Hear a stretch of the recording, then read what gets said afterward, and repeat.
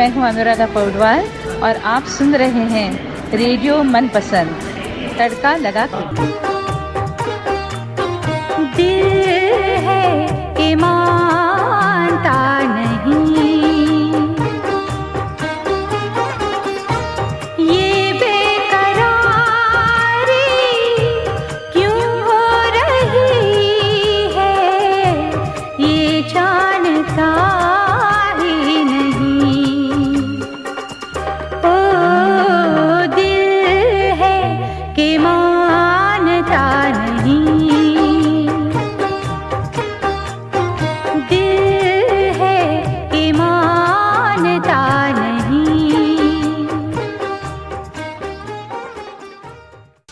आप सुन रहे हैं रेडियो मनपसंद FM 91.1 पर।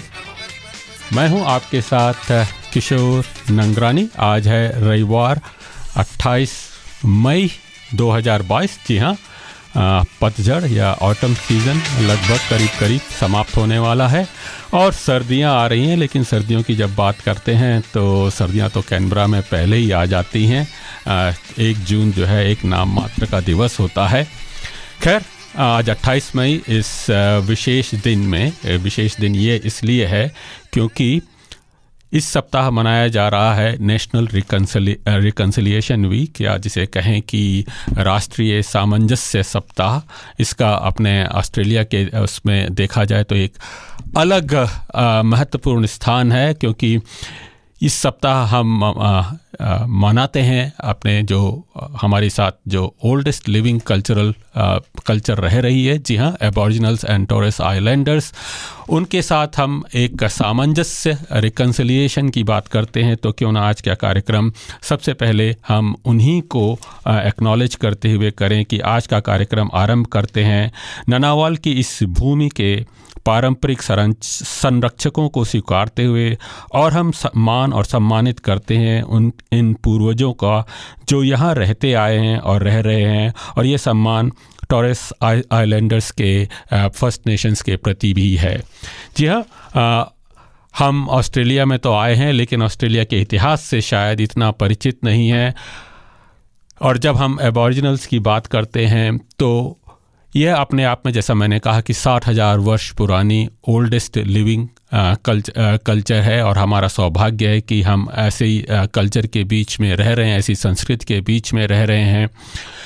लेकिन इतिहास थोड़ा सा, जब से यूरोपियन सेटलमेंट हुआ है, एबॉरिजिनल्स के प्रति जो अत्याचार या अन्याय हुए हैं उनको मिटाने के लिए, उनका पश्चाताप करने के लिए काफ़ी वर्षों से प्रयास चल रहा है, लेकिन सफलता कुछ अधिक नहीं मिली है। तो आज इस विषय पर हम बातचीत करेंगे आपके साथ। और साथ ही साथ जैसा कि बताया कि ये कार्यक्रम 2 घंटे का सफ़र है आपके साथ। अगले 2 घंटे तक ये कार्यक्रम FM 91.1 पर, साथ ही साथ हमारे रेडियो मनपसंद ऐप पर भी चलता रहेगा। तो इस सफ़र में आज हम सफ़र की बातें करेंगे। जी हाँ, जब सफ़र की बातें करते हैं तो सफ़र अंग्रेजी वाला सफ़र नहीं, हम उर्दू के भाषा शब्द की सफ़र की बात कर रहे हैं। पेंडेमिक ख़त्म हो गया है, सब लोग ट्रैवलिंग में बिज़ी हैं, यात्राओं में बिज़ी हैं। कुछ लोग अब तो ओवरसीज़ भी जाने का प्रयास कर रहे हैं। काफ़ी लोग भारत भी गए हैं, परिचितों से मुलाकात नहीं हुई है, मुलाकात हो रही है। लेकिन साथ ही साथ जब सफ़र या ट्रैवलिंग की बात करती है तो ऑस्ट्रेलिया एक बहुत ही सुंदर देश है, इसमें तो कोई दो राय नहीं। और इस सुंदर देश को देखने के कई तरीके हैं। जी आप फ्लाई कर सकते हैं, आप सबसे बढ़िया तो अपना कार में तो सभी लोग ड्राइव करते हैं, लेकिन एक अलग मज़ा होता है कैरावान में। जी हाँ, कैरावान में अपना देश, इस ऑस्ट्रेलिया जो बड़ी बिग लैंड है, उसको एक्सप्लोर करने का मज़ा जो है कैरावान का होता है, वो अलग ही होता है। और ये ऑजीज़ की एक ट्रेडिशन रही है कि वो कैरावान उठाते हैं और निकल पड़ते हैं। जहाँ तक हम इंडियन ऑस्ट्रेलियंस की बात है तो शायद थोड़ा सा झिझकते हैं कि कौन इतना बड़ा झंझट मोल ले, लेकिन ये अपने आप में झंझट नहीं है। और आज इस कार्यक्रम में हम बातचीत करेंगे 2 ऐसे ही अपने साथियों से, कृष वेंकट रमन और सुजाता वेंकट रमन, जिन्होंने कैरावान लिया है और ऑस्ट्रेलिया के कई कई जगहों पर गए हैं और उसकी ब्यूटी देखी है, और वो अपना एक्सपीरियंस कैरावान का क्या उसके चैलेंजेस हैं, क्या उसके लाभ हैं, क्या बेनिफिट्स हैं और किस तरह से इसका पूरा मज़ा उठाया जा सकता है, इसके बारे में बातचीत करेंगे। तो ज़रूर सुनिएगा ये कार्यक्रम में उनकी बातचीत। ये हमने फेसबुक पर उसका एक वीडियो भी लगाया है, क्योंकि अगर आप कैरावान देखना चाहते हैं तो आप फेसबुक पर जा सकते हैं, लेकिन आज ऑडियो पर भी आप बातचीत सुनेंगे उनके साथ।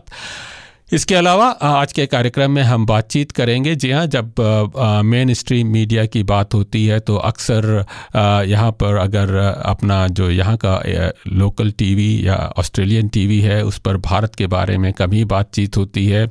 जी हाँ, अमेरिका और यूके उसके बारे में तो अक्सर बातचीत होती रहती है, उनके सिटकॉम्स उनके साथ बातचीत होती रहती है, लेकिन इंडिया भारत इतना बड़ा देश है, लेकिन उसके बारे में शायद बहुत ही कम चर्चा होती है। लेकिन अब ये हालात धीरे धीरे बदल रहे हैं और इस सोमवार से एक मंडे से एक इंडिया नाउ करके प्रोग्राम ABC TV पर आ रहा है। जी हाँ, इंडिया नाउ शाम को 9:30 बजे यह कार्यक्रम प्रसारित किया जाएगा और इस कार्यक्रम में भारत के बारे में बातचीत होगी, भारत के बारे में इंटरव्यूज़ होंगे, भारत की न्यूज़ होगी। और इस कार्यक्रम की जो प्रोड्यूसर हैं वो भी एक भारतीय हैं, जी हाँ, एना तिवारी। तो आज हमने उनसे बातचीत की है इस इंडिया नाउ प्रोग्राम के बारे में। ज़रूर सुनिए ये बातचीत और ज़रूर देखिए ये कार्यक्रम। सोमवार से ये कार्यक्रम 30 मई से शुरू होगा, कल से 9:30 बजे रात को। हम अपने कार्यक्रम में समय समय पर महिलाओं के बारे में बातचीत करते रहते हैं, किस तरह से माइग्रेंट वीमेन को के इश्यूज़ और उनकी ज़रूरतें किस तरह से पूरी की जाएं।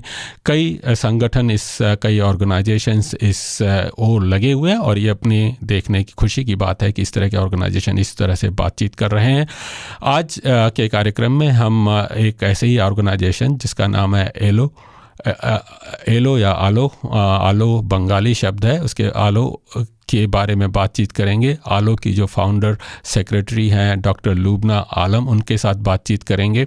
ये ऑर्गेनाइजेशन जैसे कि बताया कि वीमेंस जो महिलाओं की ज़रूरतें हैं उनके ऊपर जो विशेष करके जो कॉल्ड या culturally and linguistically diverse background से आती हैं उन महिलाओं के बारे में प्रोग्राम्स करता है। और जो विशेष कार्यक्रम हो रहा है वो अगले सप्ताह वो लोग ऑर्गेनाइज़ कर रहे हैं आलो, वो है फाइनेंशियल लिटरेसी के ऑनलाइन कोर्सेस और फाइनेंशियल वेलबीइंग।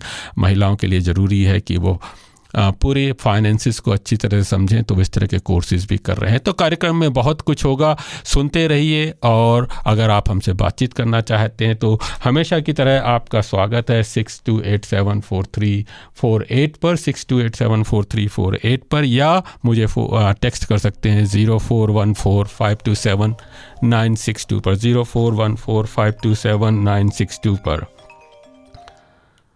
0414527962 पर। और आज का कार्यक्रम का आरंभ करते हैं। जैसा कि मैंने कहा कि एक रिकन्सिलिएशन वीक है, राष्ट्रीय सामंजस्य सप्ताह है, तो आज का कार्यक्रम आरंभ करते हैं एक ऐसे ही गीत जो अपने आप में सामंजस्य का गीत है, ट्रीटी का गीत है, योथु यिंदी। जी हाँ, योथु यिंदी जो है बहुत ही मशहूर ग्रुप है जिसमें एबॉरिजिनल्स और ऑस्ट्रेलियंस मिलकर आए थे। सुनते हैं ये ट्रीटी गीत। इस गीत को सुनकर जो है रोंगटे खड़े हो जाते हैं। आइए सुनिए।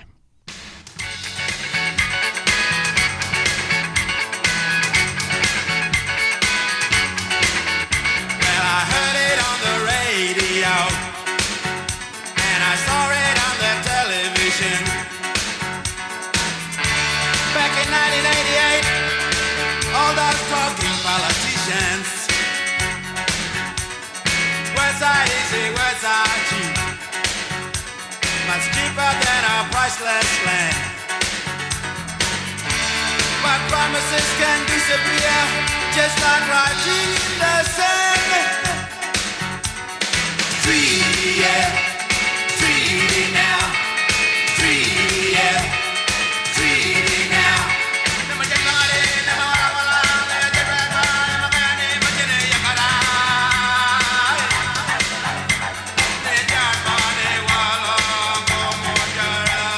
Yo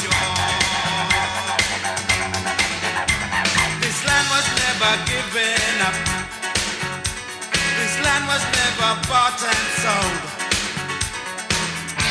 The planting of the Union Jack never changed style or at all. Now two rivers run their course, separated for so long. I'm dreaming of a brighter day when the waters will be one. Come on, treaty, yeah, treaty now, treaty, yeah, treaty now, treaty, yeah, treaty now, treaty, yeah, treaty now.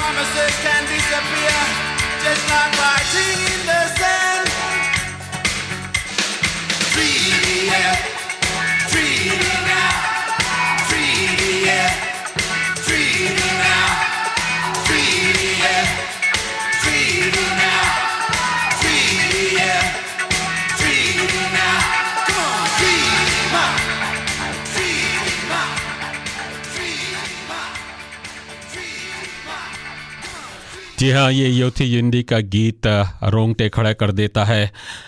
Well, I heard it on radio and I saw it on television back in 1988. All those talking politicians. Promises can disappear like writing in the sand. क्या सही शब्द हैं इस गीत के. Promises can disappear like writing in the sand. और ये देख रहे हैं हम पिछले कई वर्षों से जो एबॉरिजिनल्स के सामाजिक न्याय की बात होती रहती है, वो बात ही होती है लेकिन अधिक कुछ नहीं हो पाता. और अब इस गीत में जो एबॉरिजिनल म्यूज़िक था, संगीत था और शब्द थे, वो भी अपने आप में हृदय को छू जाते हैं. तो हम लोग कैनबरा में रह रहे हैं. कोई दिन ऐसा नहीं जाता होगा जब हम दिन में 25-30 बार कैनबरा शब्द का इस्तेमाल करते हैं, लेकिन कभी हमने सोचा है कि कैनबरा किस भाषा का शब्द है और इसका क्या मतलब है.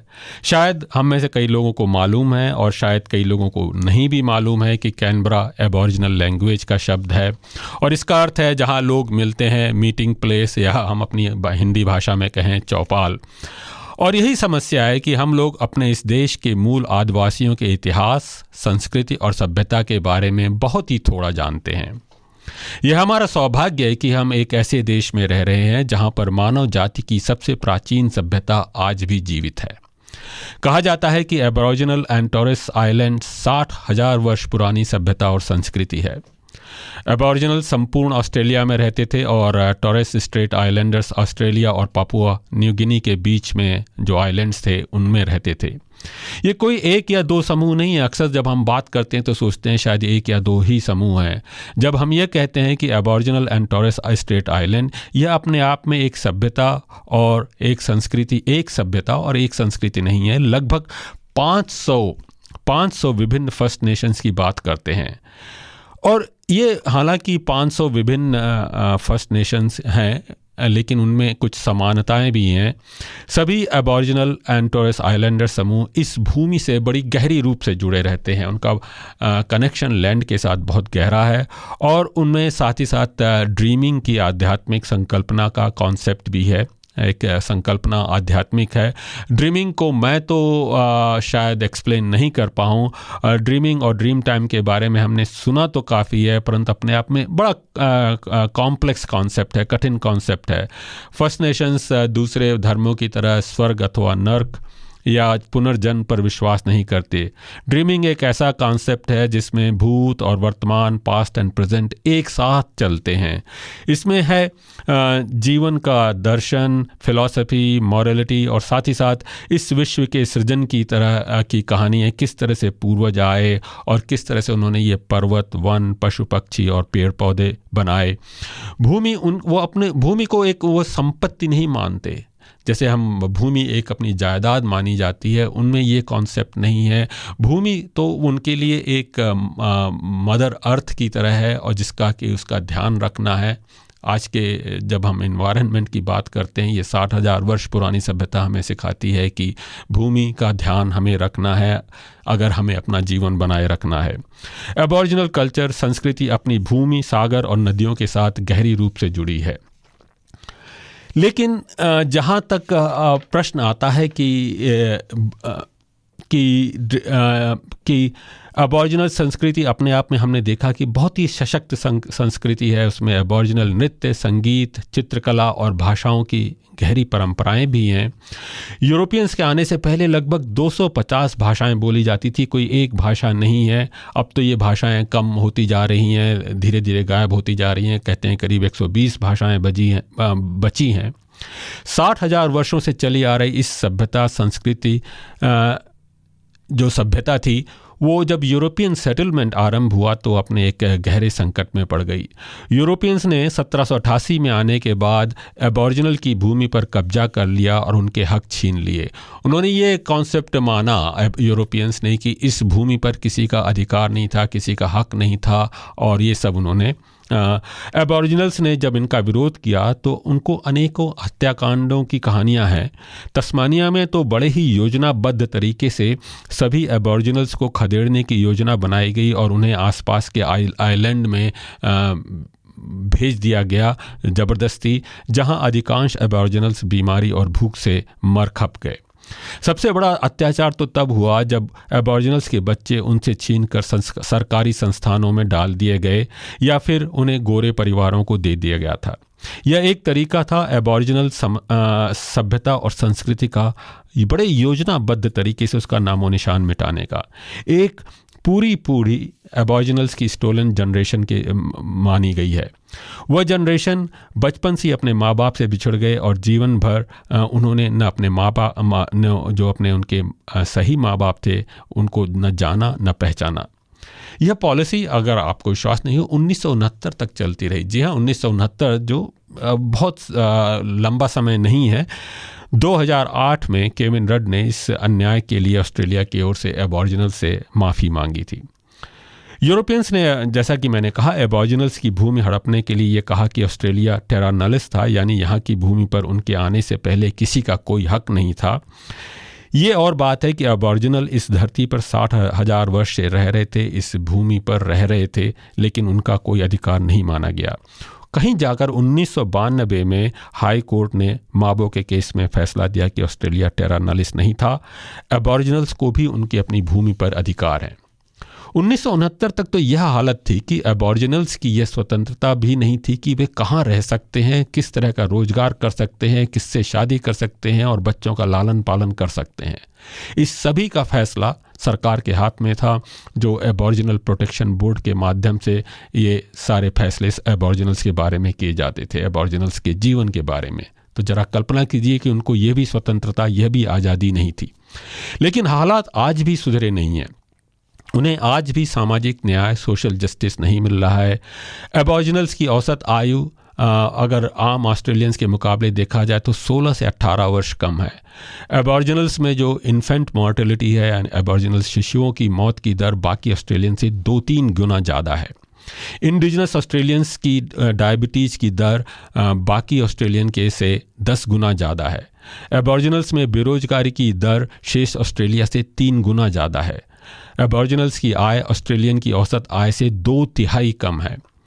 आज 27% एबॉरिजिनल्स के पास अपना घर है, केवल 27%, जी हाँ, जबकि शेष ऑस्ट्रेलिया में 69% अपने घरों में रहते हैं। तो देखा जाए कि और दूसरा ओर देखा जाए कि जेलों में 27% कैदी एबॉरिजिनल्स हैं, जबकि उनकी जनसंख्या मात्र 1.6% है। जेलों में अनेक एबॉरिजिनल्स अकाल मृत्यु के शिकार होते हैं। हर वर्ष अनेकों एबॉरिजिनल्स जेलों में मौत के शिकार होते हैं। 1991 में रॉयल कमीशन इस विषय पर, इस निष्कर्ष पर पहुंचा था कि यह रेसिज्म की वजह से है। इस रॉयल कमीशन 1991 में आया था और तब से अब तक 500 और एबॉरिजिनल्स जेलों में मौत के शिकार हुए हैं। इस सामाजिक अन्याय के विरोध में एबॉरिजिनल्स लगातार आवाज़ उठा रहे हैं। आपने यहाँ पर अपनी टेंट एम्बेसी भी देखी होगी। इतने धनी देश में ऑस्ट्रेलिया देखा जाए तो विश्व के सर्वाधिक धनी देशों में से एक है। एबॉरिजिनल्स की यह दयनीय स्थिति बड़ी शर्मनाक है। 2017 में 250 एबॉरिजिनल्स एंड टोरेस आइलैंड के निवासी ऑस्ट्रेलिया के हर कोने से उलुरू में आए थे और उन्होंने उलुरू स्टेटमेंट ऑफ हार्ट जारी किया था। ये स्टेटमेंट ऑफ हार्ट सरकार को संबोधित नहीं है, ये संबोधित है ऑस्ट्रेलियंस को, हमें और आपको। और उन्होंने ये मांग की है कि इस स्टेटमेंट हार्ट के 3 पहलू हैं, वॉइस, ट्रीटी और ट्रस्ट। जी हाँ, वॉइस, ट्रीटी और ट्रस्ट। वॉइस का अर्थ है कि उन्हें एक ऐसा माध्यम दिया जाए जिसके द्वारा फर्स्ट नेशन की आवाज़ ऑस्ट्रेलियन सरकार सुन सके। ट्रीटी का अर्थ है ऑस्ट्रेलियन सरकार और फर्स्ट नेशंस के बीच एक औपचारिक समझौता बने। और सत्य है, ट्रुथ है कि फर्स्ट नेशंस की कहानी सुनी जाए और उसे माना जाए। जी हाँ, मैंने बात करी हत्याकांड की, स्टोलन जनरेशंस की। अक्सर बात ही नहीं होती कि उनके ऊपर कितने अत्याचार हुए हैं। ये सत्य भी उसको भी फेस करना ज़रूरी है।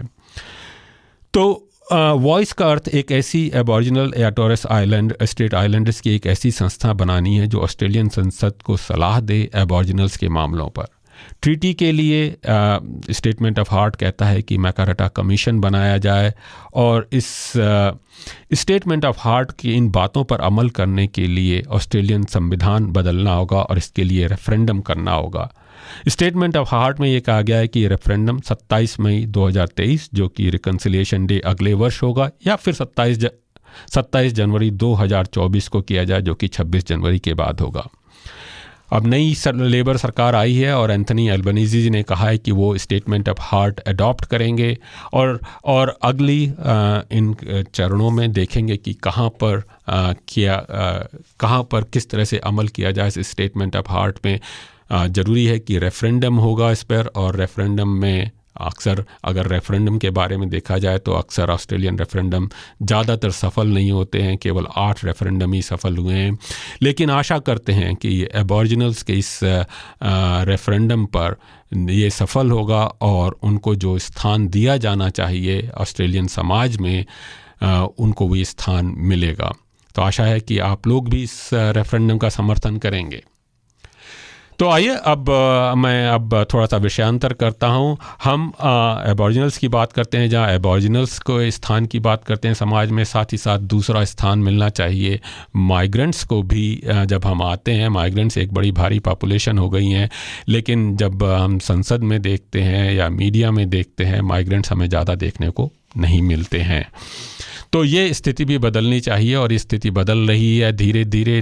मीडिया में थोड़ी सी डाइवर्सिटी देखने को मिल रही है और एक ऐसा ही कार्यक्रम जैसा मैंने बताया कि इंडिया नाउ दिखाया जाएगा और हमने इसकी सीरीज़ प्रोड्यूसर एना तिवारी के साथ बात की है।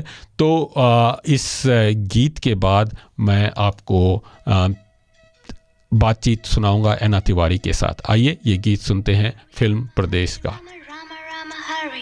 Hare Krishna, Krishna Krishna, Hare.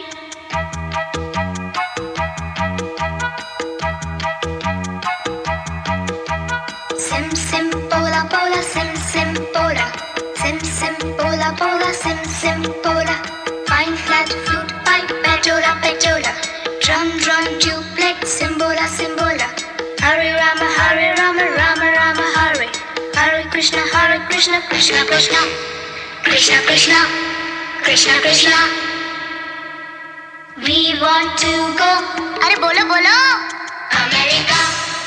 America, America.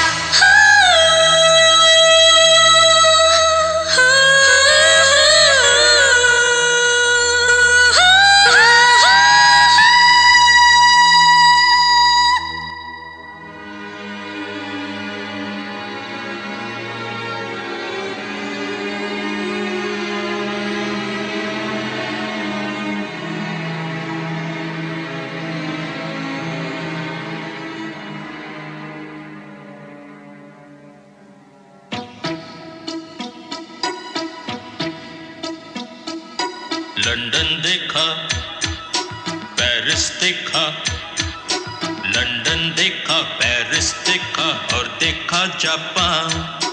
Michael देखा, एल्विस देखा, सब देखा मेरी जान। सारे जग में कहीं नहीं है दूसरा हिंदुस्तान, दूसरा हिंदुस्तान, दूसरा हिंदुस्तान।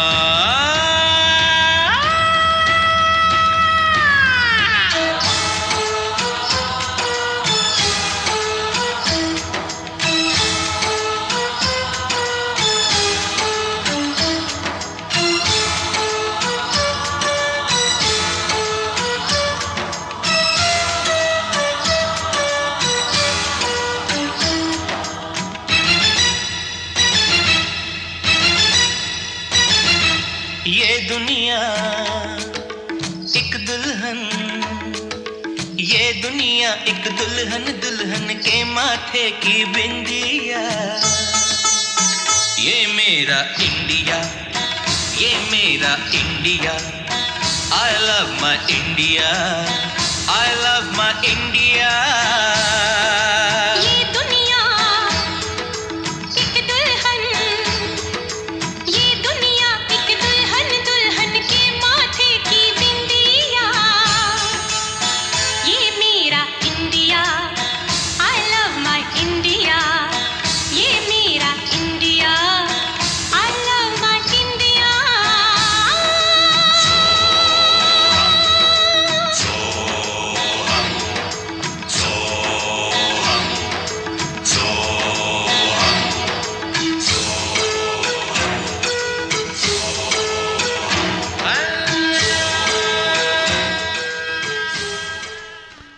जी हाँ, I love my India, I love my India. हाँ, हम सभी अपने इंडिया को प्रेम करते हैं, चाहे ऑस्ट्रेलिया में ही रह रहे हो। आप सुन रहे हैं रेडियो मनपसंद FM 91.1 पर आपकी ही भाषा में आपका कार्यक्रम।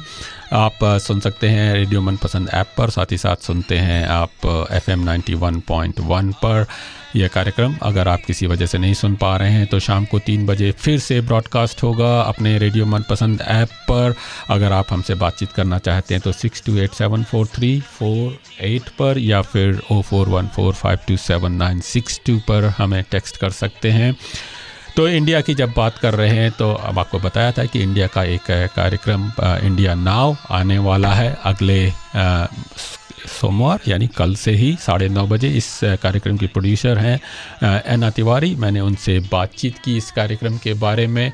आइए सुनते हैं वो बातचीत। एना तिवारी इस कार्यक्रम के बारे में बताते हैं कि ये कार्यक्रम में क्या क्या होगा आपके लिए। तो ज़रूर ये कार्यक्रम सुनना मत भूलिए। सुनते हैं, आपको सुनाते हैं ये वार्ता।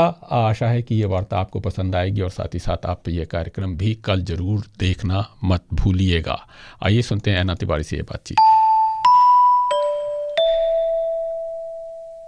एना, आपका रेडियो मनपसंद पर स्वागत है और अपने बिजी शेड्यूल में थोड़ा सा समय निकालने के लिए और हमसे बातचीत करने के लिए बहुत बहुत शुक्रिया। Thank you so much. I'm excited to be here. आपका तो है फिल्म इंडस्ट्री और मीडिया में तो काफ़ी अच्छा खासा एक्सपीरियंस रहा है। आपने बॉलीवुड फिल्म इंडस्ट्री में भी काम किया है। मेरे ख्याल से आप जर्मनी और अब पिछले कुछ सालों से ऑस्ट्रेलिया में फिल्म और टीवी इंडस्ट्री में हैं। क्या फ़र्क महसूस होता है यहाँ और भारत की इंडस्ट्री के कामकाज के तरीके में? अच्छा, तो मैंने बॉलीवुड में 4 साल काम किया है बॉम्बे सिटी में। और ये जो इंडस्ट्री है बॉलीवुड, ये बहुत ही एक्सपीरियंस्ड लोगों से, मतलब बहुत सारे एक्सपीरियंस्ड लोग इसमें काम करते हैं और काफ़ी जनरेशन से काम कर रहे हैं। तो जो स्किल लेवल है वो बहुत हाई है। सो बॉलीवुड में काम करना मतलब बॉम्बे में इंडियन फिल्म इंडस्ट्री में it was a wonderful experience. और यहाँ से लगता है कि chaotic है या madness है, but there is a method to that madness. And when you work, yes, and when you work in the industry, तो समझ में आता है कि कितने passionate लोग उसमें काम करते हैं, very hard working.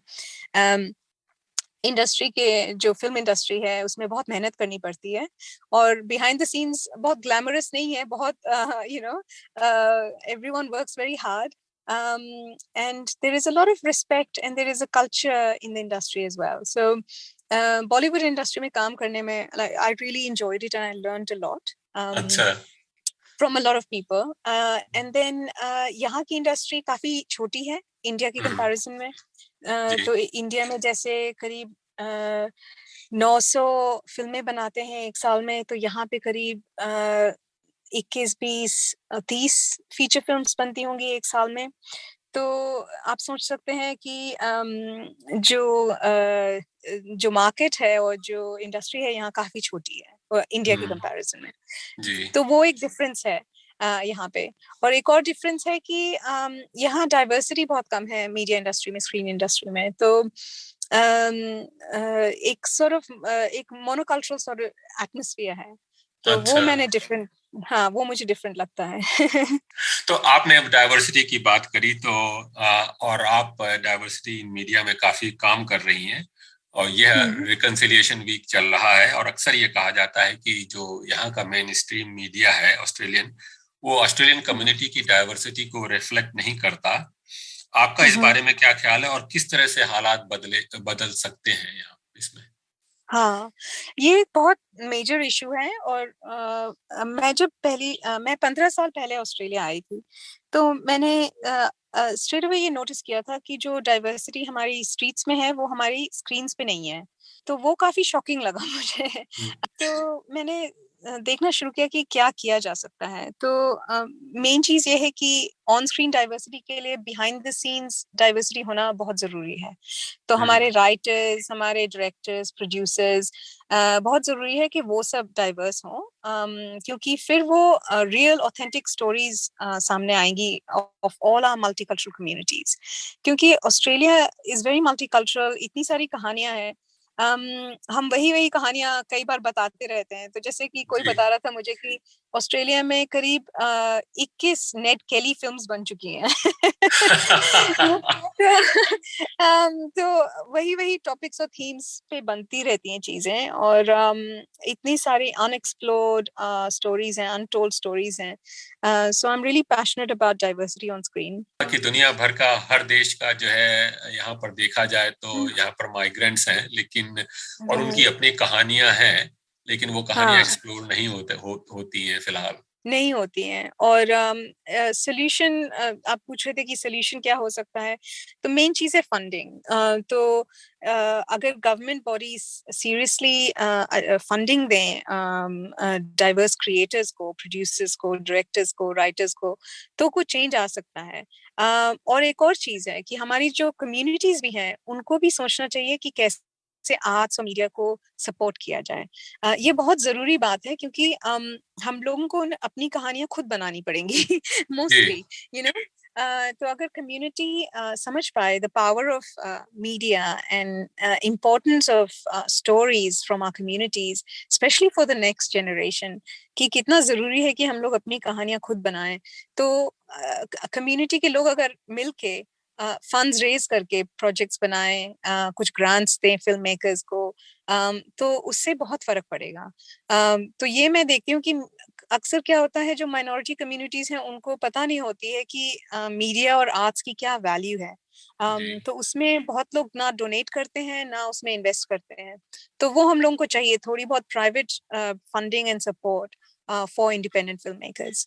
तो आपने ये बात सही कही कि मैं एक मुद्दा ये भी देखता हूँ कि एक तरह से इंटरनेट होने का एक लाभ तो ये हुआ है कि आप यहाँ बैठे बैठे आप इंडिया के प्रोग्राम्स वगैरह देख सकते हैं, लेकिन होता है क्या है कि हम एक तरह के बबल में रहते हैं कि जब इंडिया का ही देखते रहते हैं और यहाँ के मेन स्ट्रीम मीडिया के साथ एंगेज नहीं होते। और दूसरी प्रॉब्लम यह है कि मेन स्ट्रीम मीडिया पे भी रिफ्लेक्शन नहीं होता, तो वो भी थोड़ा सा डिसअपॉइंटिंग लगता है। तो दोनों ओर से काम होना चाहिए।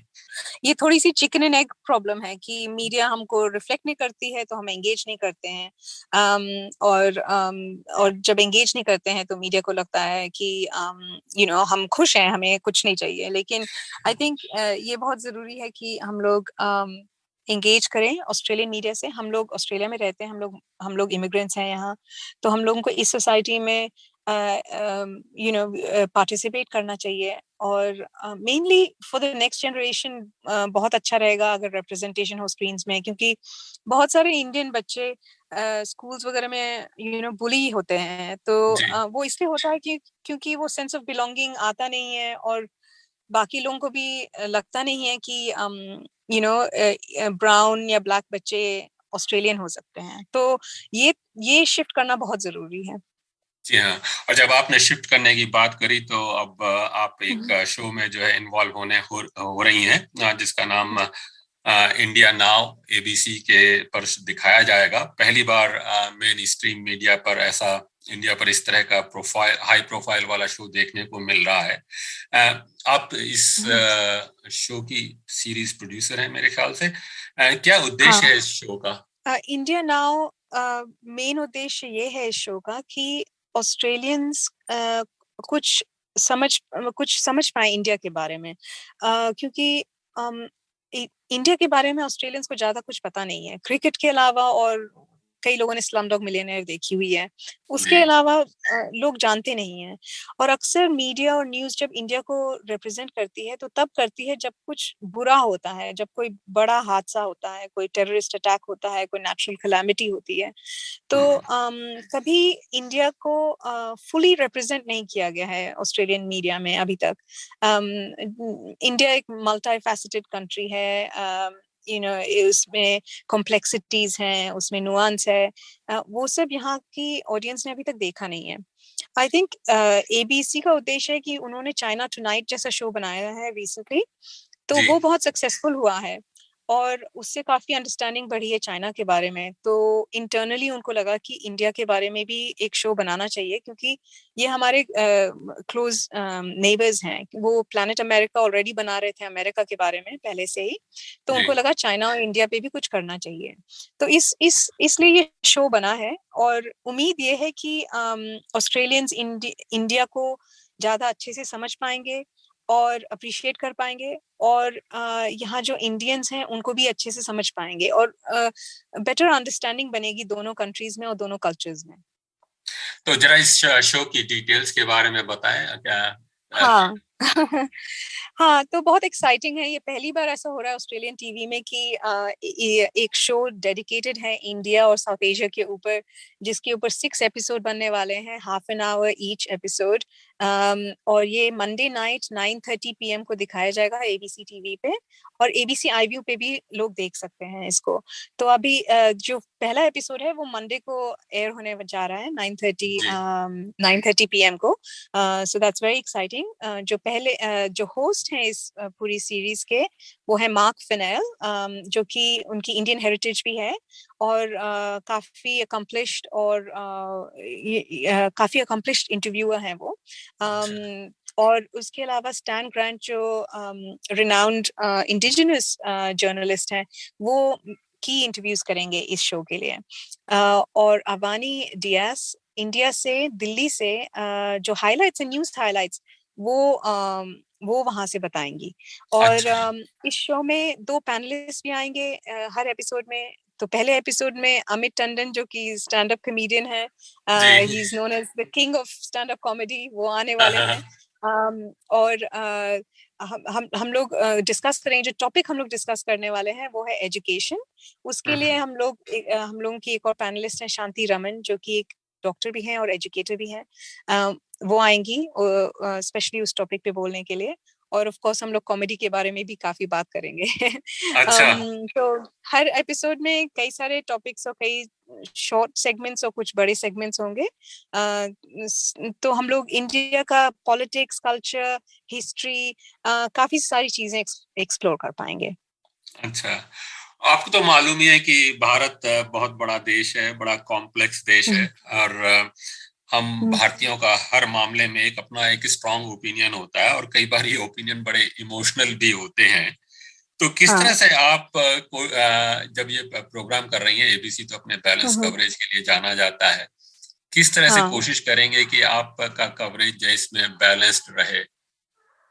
हाँ, ये बहुत जरूरी बात है क्योंकि इंडिया एक मल्टीकल्चरल कम्युनिटी है। इंडिया एक बहुत बड़ा कंट्री है और बहुत डाइवर्स कंट्री है, तो उसको शोकेस करने के लिए 6 एपिसोड और हाफ एन आवर तो बहुत कम पड़ेंगे। तो उम्मीद ये है कि अगर शो अच्छा करेगा तो और सीजन्स होंगे तो हम लोगों को और दिखाने को मिलेगा ऑल डिफरेंट एस्पेक्ट्स।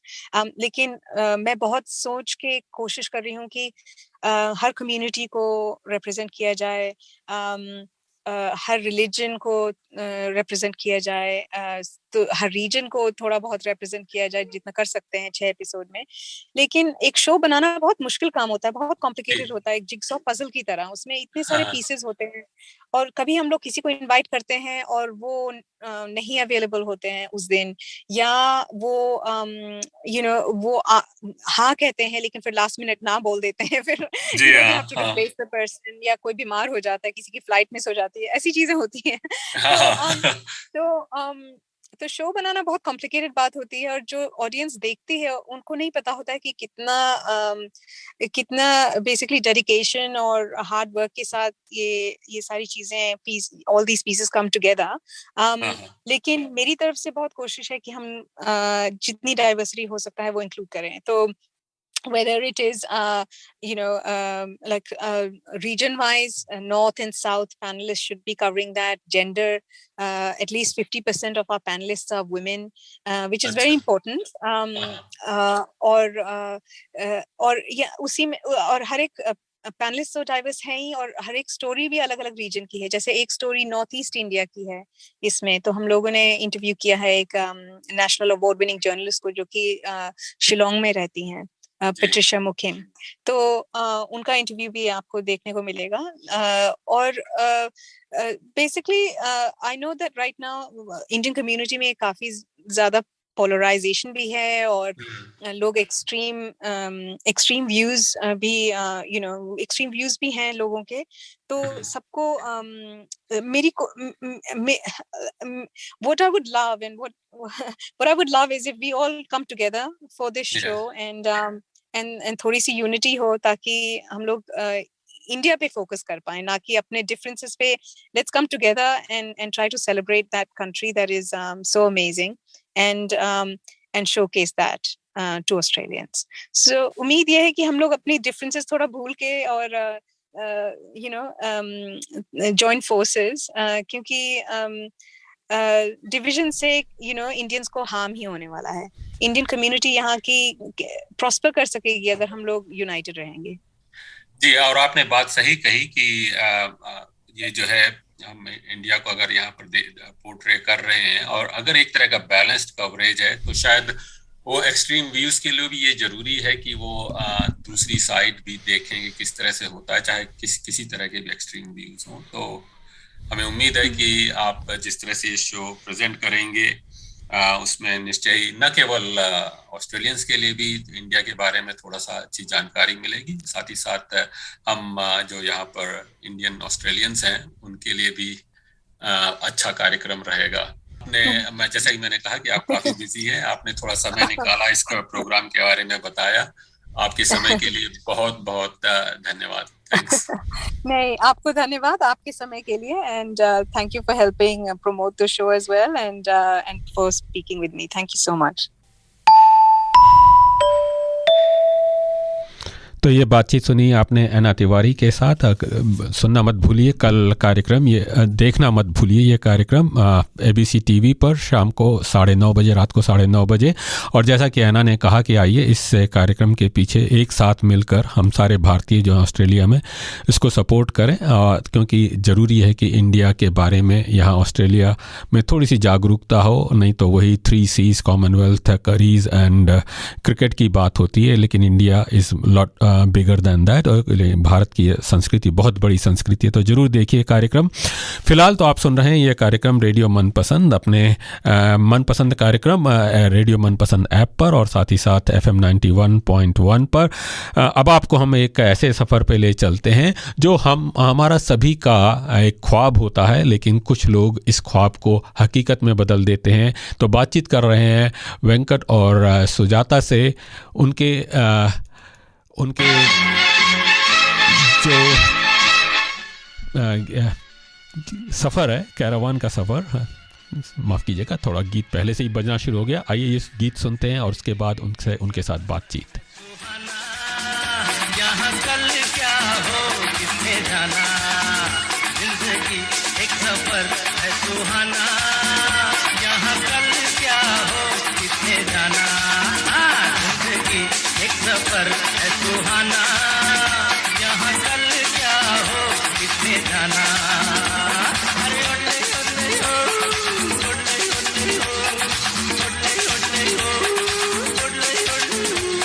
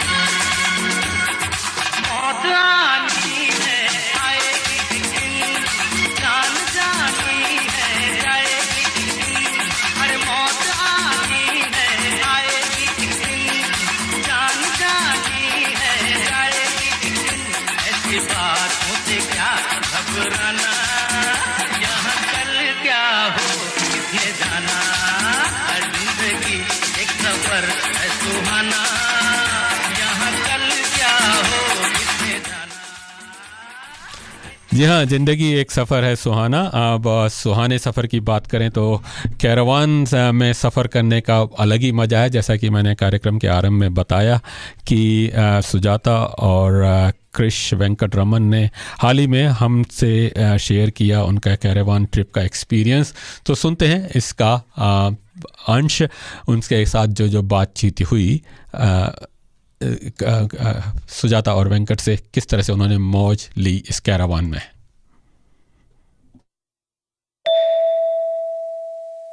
दोस्तों नमस्कार, मैं हूं आपका मनपसंद आरजे मनीष और मैं हूं आपका इतना मनपसंद नहीं, फिर भी आरजे हूँ किशोर नंगरानी। हम दोनों एक साथ पहली बार इस कहते हैं इंटरव्यू में आ रहे हैं, ये वीडियो इंटरव्यू में आप हमको देख रहे हैं। वो इसका रीजन है जो पीछे खड़ा हुआ है इतना बड़ा, ये कहते हैं एलिफेंट, जो हम सबको दोनों को प्यारा है। It's an Aussie dream. जब ऑस्ट्रेलिया आते हैं मन करता है कि कैरावन हो अपने साथ और लेकर कहीं भी घूमते फिरते रहें। किशोर जी बताएंगे कि हमको कहाँ, मेरे को कहाँ लेकर आए हैं। जी हाँ, तो रिटायरमेंट एक अपने जिंदगी का एक नया फेज होता है, और देखा जाए तो वो दिन तो गए जब रिटायर होते थे तो अपना रॉकिंग चेयर पर बैठे हुए हैं। बिल्कुल। एक तो आजकल नई पैशन है, हर तरह की एक जीवन का अलग आनंद आता है। जहां तक ऑजीज का सवाल है, उनको तो ट्रैवल का बग होता है, आपको तो मालूम ही है। बिल्कुल, बिल्कुल। और जब ट्रैवल की बात होती है तो साथ ही साथ उनको कैरावान का भी बड़ा शौक होता है, और कैरावान में वो उनको कहा जाता है ग्रे नोमैड। बंजारे हैं सफेद बालों वाले, अपना कैरावान लगाया और अपना दुनिया घूमते हैं। पैंडेमिक के दौरान तो कुछ ज्यादा ही ये कैरावानिंग चल रही है। आपने देखा होगा मनीष जी, सड़क पे कैरावान घूम रहे थे। बिल्कुल, चारों तरफ। जी, तो लेकिन जहां तक हम हिंदुस्तानियों का सवाल है, कैरावान वगैरह हमारी बस की बात नहीं है। एक मुसीबत भी है, घर नहीं संभलता, इसको भी संभालना पड़ता है। सही बात है। तो ऐसे हमारे हिंदुस्तानी नोमैड्स तो नहीं दिखाई देते, लेकिन आज हम आपका इंट्रोडक्शन ऐसे 2 ब्राउन ग्रे नोमैड से कराने वाले हैं। अच्छा। जिन्होंने कैरावान लिया है और कैरावान का पूरा मौज मस्ती उठा रहे हैं। आइए अब आपको इंट्रोड्यूस कराते हैं। तो कैरावन का कारवां शुरू करते हैं दोस्तों। जी हाँ, चलिए, लगे रहिए, देखते रहिए, सुनते रहिए रेडियो मनपसंद। तो दोस्तों हमारे साथ जो हैं 2 ब्राउन ग्रे नोमैड्स, वेंकट और सुजाता। क्या बात। आप नमस्कार। आपने इनको देखा होगा, सुना होगा। कैनबरा में तो कई सालों से रह रहे हैं यहाँ पर, और अब उस फेज में पहुंच रहे हैं जिसकी बात कर रहे थे, नोमैड वाले फेज में। तो ये पूछना चाहूंगा कि ये कैरावान खरीदने का आइडिया किसका था? This is a very good question, actually. As Manish said before, it's one of our dream. When I was working a few years back, when you see the caravan on the road, come on, we should do that. We should experience these things. It is already there in our mind. And luckily, Sujatha also in the same frequency. She also want to experience that one. But I thought, okay, might we should venture, because I retired a few years back. I thought might well buy a caravan and go around the country. So that was our passion, and got it. Yeah. तो सुजाता को convince करने में आपको कोई time नहीं लगा? Yeah, I was right there. I also was very passionate about it. मुझे भी लगा कि अच्छी बात है, एक्सपीरियंस करना चाहिए। ऑस्ट्रेलिया इतना बड़ा देश है, घूमने फिरने को मिलेगा। So I also. But the only thing is, the desire was there, but there's a wide choice. Yeah, whether to buy a caravan, a campervan, a camper. There's so many things are there. Okay, so we did a bit of research. So what really we require, whether we require a campervan or caravan or a camper. So there's so many choices there. So then we chose a caravan. We went a few 4-wheel drive and caravan. Yeah, we all went. Yeah. So yeah, finally we chose this one. और तो caravan में भी जैसे आपने बताया कि लंबी choices होती हैं, फिर उसमें आइडियाज भी होते हैं कि ब्रांड न्यू खरीदा जाए या रेंट किया जाए या फिर सेकंड हैंड खरीदा जाए। तो क्या आपने क्या डिसाइड किया? Okay, we want to buy a new one because when you buy this, because it's the first time. उसके पहले हमने रेंट किया। अच्छा, but not caravan. Try before you buy. But not caravan, campervan. Campervan हमने rent किया, देखा कि कैसा है लाइफ, क्योंकि दिखता बड़ा अच्छा है लेकिन हमको पसंद होना चाहिए, और हर एक को की बात नहीं है कैंपरवैन में रहना और देखना। तो हमने ट्राई किया न्यूजीलैंड में, we hired a camper van, then we hired a camper van again when we went to Northern Territory, Darwin and Catherine, we went in a camper van, and then we tried it again for another time in Perth, Western Australia. We took a camper van and went. So we could understand how it is to live in a confined space together, how it is to, have limited cooking spaces, etc. But there was advantages, and we really enjoyed our holidays. I'll just give a small difference. Not a small, big difference between campervan and caravan. Yeah. the caravan or motor home, it's a full unit. Yes. It comes with the motor, Yeah. so you drive the full van with you. Uh-huh. But caravan, you need a car. Ji. You can't drive. Without You a can't drive by it. So you need to pull. It's like a trailer. You have to Yeah. pull that. Yeah. So that's the thing. And I think, as I said, it's like a house on the wheel. आपने बात करी house on the wheel. It That's- looks like a luxury That's house. right. Yeah. Let's have a look at that. Absolutely. चलिए आइए। चलिए। आइए चलते हैं फिर इस कैरावान में वेंकट और सुजाता के साथ देखते हैं कि इसमें क्या है। Come on. ये तो भाई पूरा लग्जरी कैरावान है भाई मनीष जी। आइए आइए क्या बात, हमारे घर के अंदर आइए। क्या बात है। Amazing amazing. As I say, you know, this मैं is all- कहाँ से शुरू करूँ ये समझ नहीं आता। Is it like a सब कुछ kitchen? Is it like a kitchen? सब कुछ एकदम लग्जरी है। Yeah. तो ये है 4 burner गैस स्टोव अच्छा विद एन ग्रिल भी है और कोई पूरा ओवन के साथ भी आता है, पर हमको लगा कि बस कुकटॉप चाहिए और ग्रिल चाहिए, तो हमने बस ये लिया। आपको दे एन एग्जॉस्ट फैन, सिंक है, स्टोरेज के लिए काफी जगह है, एज यू कैन सी सबके लिए we've got plenty of space. There's a TV with a antenna up there, so we can watch TV. There's a full queen size bed, Oh. which we can pull out with Amazing. storage underneath as well. And there is plenty of storage up here. Hanging space है, यहाँ भी space है, तो you know we can just put all our clothes here. पेटी लेके घूमना फिरना नहीं होता है, बस सब कुछ जो भी चाहिए घर जैसा हम रहते हैं यहाँ पर। और बेड भी काफी बड़ी है, कंफर्टेबल भी है। और ये अपना लाउंज भी है। This is a lounge. Yeah. ये लाउंज है, ये टेबल तो बाहर आता है अभी स्टोरेज के लिए। This we can extend the table to full length. अच्छा। Yeah. And it's all storage. Storage space there. Reverse cycle air conditioning है, तो गर्मी में ठंडी में सब जगह में you can stay quite comfortably. अच्छा। और पूरा साइज हमें तो भारतीय हैं, हम जहाँ जाते हैं खाना एकदम फर्स्ट क्लास होना चाहिए, तो मुझे तो एक क्राइटेरिया था कि पूरा फ्रिज होना चाहिए, बड़ा फ्रिज। तो बड़ा फ्रिज है, फ्रीजर है अलग, और फिर माइक्रोवेव भी है। Amazing amazing. एंड देन अपना यू नो En suite. भी है। वो तो भी हमें चाहिए था कि जो भी लेते हैं यू नो हमारा कन्वीनियंस के लिए शावर सब होना चाहिए, तो शावर है, हॉट वाटर कोल्ड वाटर सब अपना घर जैसा। That's a washing machine. And washing machine. Washing machine we have. Mini washing machine. Yeah. Amazing. And that's a shower. Shower under, shower yeah. अंदर है We with kept some few things there. Okay, you can open it. Yeah. Yeah. वाह amazing shower. Yeah. ऊपर से exhaust भी है। वाह। exhaust भी है। किशोर जी So आप तक it looks like a home away from home ना। That's right. Absolutely. Absolutely, तो काफी एंजॉय करते हैं। हाँ। जो भी मन चाहे पका सकते हैं, जी। खाना बना सकते हैं, खा सकते हैं। तो you know you are just free, and especially for us since we're vegetarians. That's right.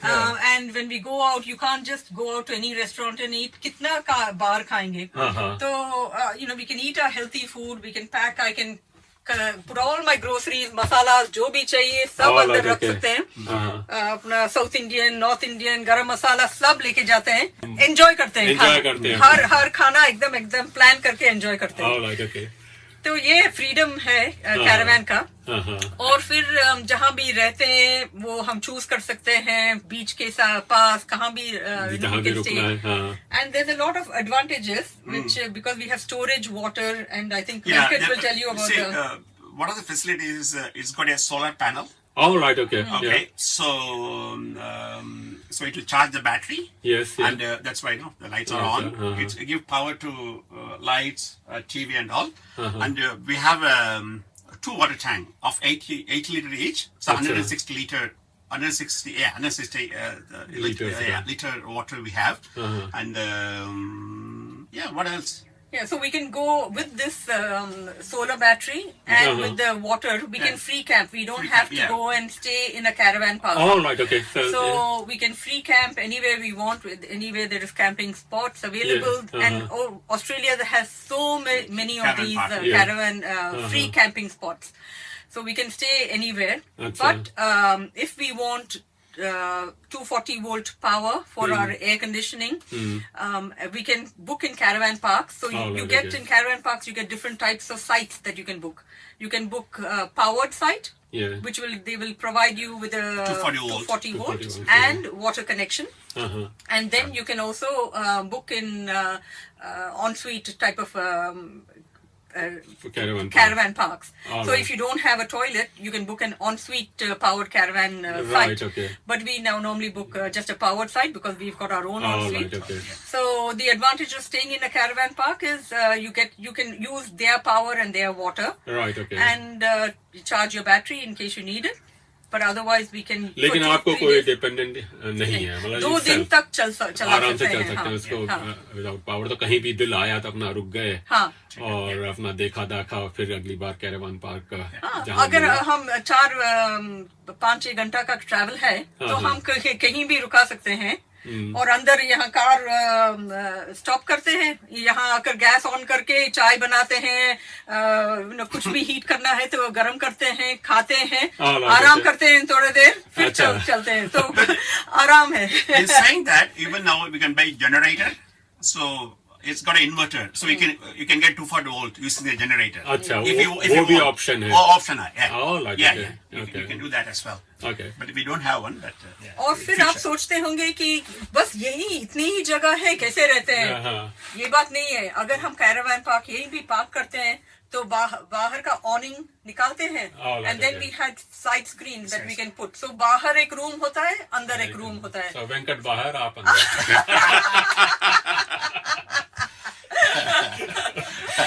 वो अब हमने किया नहीं अभी तक, करना चाहिए। हो सकता है भाई, हर जगह जब मियाँ बीवी अगर ट्रैवल कर रहे हो तो एक कोप भवन की जरूरत होती है। वो भी सवाल था कि आपने बोला कि एक कन्फाइंड एनवायरनमेंट में चाहे कितना ही आपका तालमेल बनते हो, चाहे एक ही वेवलेंथ पे हो, कभी कभार खटपट या तकरार तो होती ही होगी। That happens, but it's okay. That's life. I think because of this, we've in the initial time when we just newly bought it, parking में वगैरह कुछ भी tension हो जाता है। ऐसा करो, वो करो।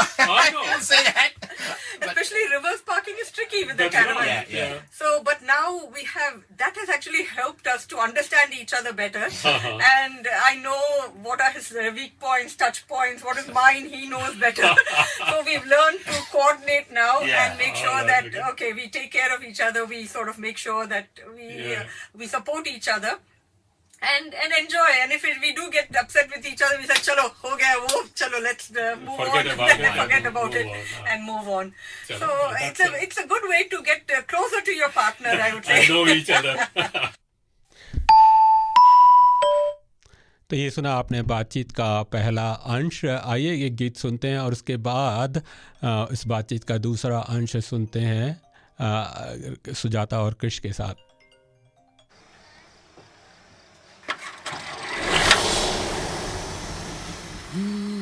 La la la la la la la la ha ha ha ha hey la la la la ha ha ha ha।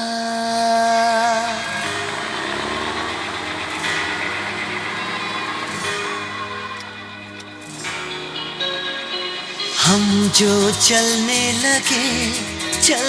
लगे हैं ये रास्ते, हाँ हाँ हाँ, मंजिल से बेहतर लगने लगे हैं ये रास्ते। आओ खो जाए हम, हो जाए हम यूं लापता, आओ मीलों चले जाना कहाँ ना हो पता। हम जो चलने लगे हैं ये रास्ते, आहा मंजिल से बेहतर लगने लगे हैं ये रास्ते।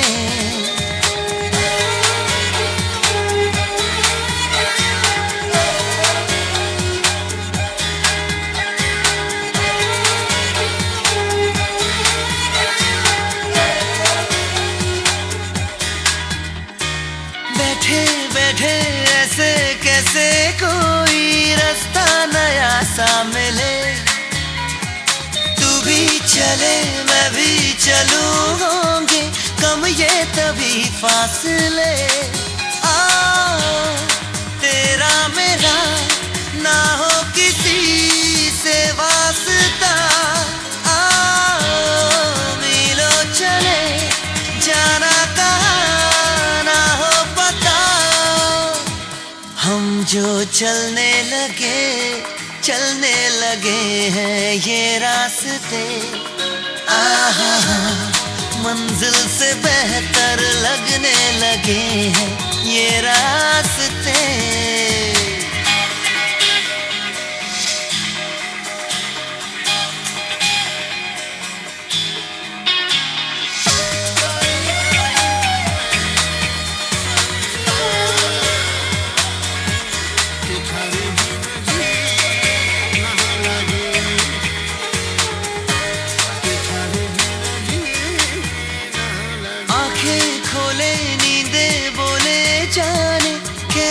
जगी बेखुदी, यहाँ वहाँ देखो कहाँ लेके जाने लगी बेखुदी। मिल जाएगा होगा जहाँ। आप रेडियो मनपसंद पर सुन रहे हैं बातचीत सुजाता और कृष वेंकट रमन से उनकी कैरावान ट्रिप के बारे में। आइए सुनते हैं इस उनकी बातचीत का दूसरा अंश।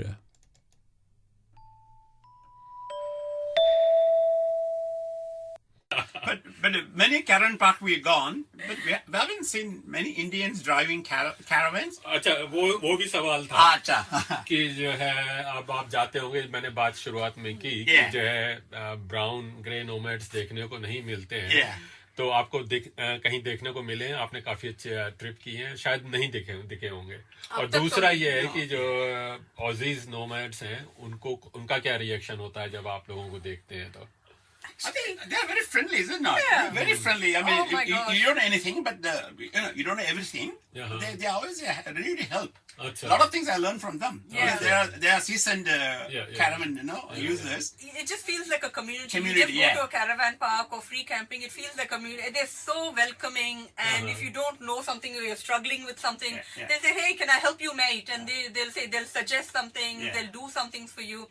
Once, recently we went to a caravan park, and the parking was so tight, very tight parking, and we were so worried about. That's an Adelaide. Yeah, we were so worried about reverse parking in that caravan park because it was quite tight, and we tried a few times, and then actually other people nearby came out and they helped to direct. And then finally one of them got into our car and they reverse parked it and set us up. So, they're so friendly. And even we don't feel any difference. It's like a family. Join the Gray Nomad family. It's really wonderful. But so saying that, there are so many young families as well that we've seen using caravan, living this sort of life. And many of the younger brown families, I can say brown Indian families, they go, they're a lot more adventurous. They have seen many in tents coming camping. Camping in tents. So many of the younger generation of Indians and people from the Asian community, they're very adventurous, and it's pleasing to see that their children are enjoying that the nature that Australia has to offer. Maintenance issue अगर आता है तो कैसे आप expert हैं या आप किसी ट्रेडी को बुलाते हैं? Since it's a new caravan, we didn't have any problem, and of course I'll give for maintenance every year. And only once we had a problem with the connector. It's a minor thing, so that's only problem had. Otherwise, absolutely, there's no maintenance issue. As well as you look after every year. Okay. Yeah. And since it's new, does it come with warranty, guarantee? Warranty they give for 12 months. So I'll be a warranty over here. So I think that was it's more one than of the 2 years now. reasons we chose to go with a new caravan, because we weren't sure if it's a second hand, how to look for any faults and things like that. So we thought we'll go for a new caravan rather than go for an older one. कितना price तक, क्या price range में आते हैं? Because कोई अगर देख रहा है, सुन रहा है, कितना सेव करना है या कितना सुपर एनिमेशन से निकालना है to buy. We are lucky we bought it at the right time. because we bought it Just before COVID. 2020 January booked it.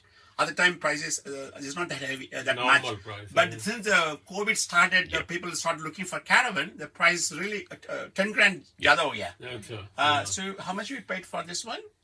51 or something we paid. Yeah, 51. okay. Now the same one it easily cost you 70 grand. अच्छा Yeah, new one. लेकिन देखा जाए तो ये अपने आप में एक इन्वेस्टमेंट भी है कि जब आप बेचना चाहें तो you can recoup a part of the price also Absolutely. Now also I heard that people rent. You can give it for rent. Yeah. Caravans. Airbnb. That's like, something like that. Yeah. Caravan. caravan B&B. Yeah. So अच्छा you can. आपने ये बात करी कि जो है parking वगैरह की तो ये लॉजिस्टिक्स के क्या चैलेंज हैं जब आप कैरावन में जा रहे हैं ठीक है इट्स क्वाइट एंजॉयबल लेकिन साथ ही साथ उसके लॉजिस्टिक्स जो होती होंगी I mean, see. Since you're pulling such a big caravan, parking sometimes is an issue. Make sure that whenever I park somewhere, I always park in the side of the road and or some truck rest area so that you have enough room to park the caravan. And I try to avoid doing reverse. थोड़ा मुश्किल है.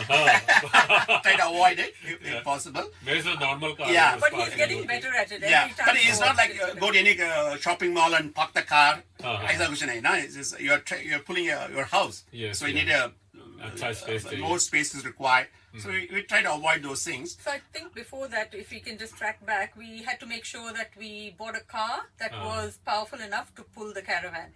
So what we did, I think if anyone is thinking of buying a caravan, first choose your caravan because you get so many different configurations. You can get two with one bed, you can get with four beds, bunk beds for your children. Family one, there are so many different configurations. Based on the weight of the caravan, you then have to buy a car that will pull that caravan. So always choose your caravan first if you're going for a caravan, and then buy your car to pull the caravan. So you can go with the specs and then chase, look for the right type of car. And so we bought a car after we bought the caravan. We bought a 4-wheel drive car to pull, has the capacity to pull this. This is a 3-ton. अच्छा Yeah, so we need a car we can pull at least 3 ton of load. Then we bought my Ford Everest, and I had a CRV. CRV won't pull this caravan. I need to buy a new car. Anyway, we think of buying a car. Then we thought, okay, must buy the caravan first. Then we choose a car accordingly. Yeah, this is either Ford or Pajero, that Toyota, Nissan, 4-wheel are quite common. So they're quite there. And then once you purchase that, you have to make sure you have the connections, of course, the tow ball, and then you need the Anderson plug and the power as well. So you need a few fittings to go with it before you can attach the caravan, because from the car, power is going to come to the caravan, and also the brakes. Because when you apply brake, there's no point applying brake only in the car. The caravan also have a brake, electric brake. So the way otherwise if it doesn't have a brake, it will push the car. So the electric brake it means be there. So that power comes from the car. Right. So that's why the Anderson plug is required. So you need some things like that, and of course when you're driving, it's big, and you need to sort of make sure you navigate appropriately. But it's not hard to do. He is of course very confident. He's adventurous, but I also have learned to drive. So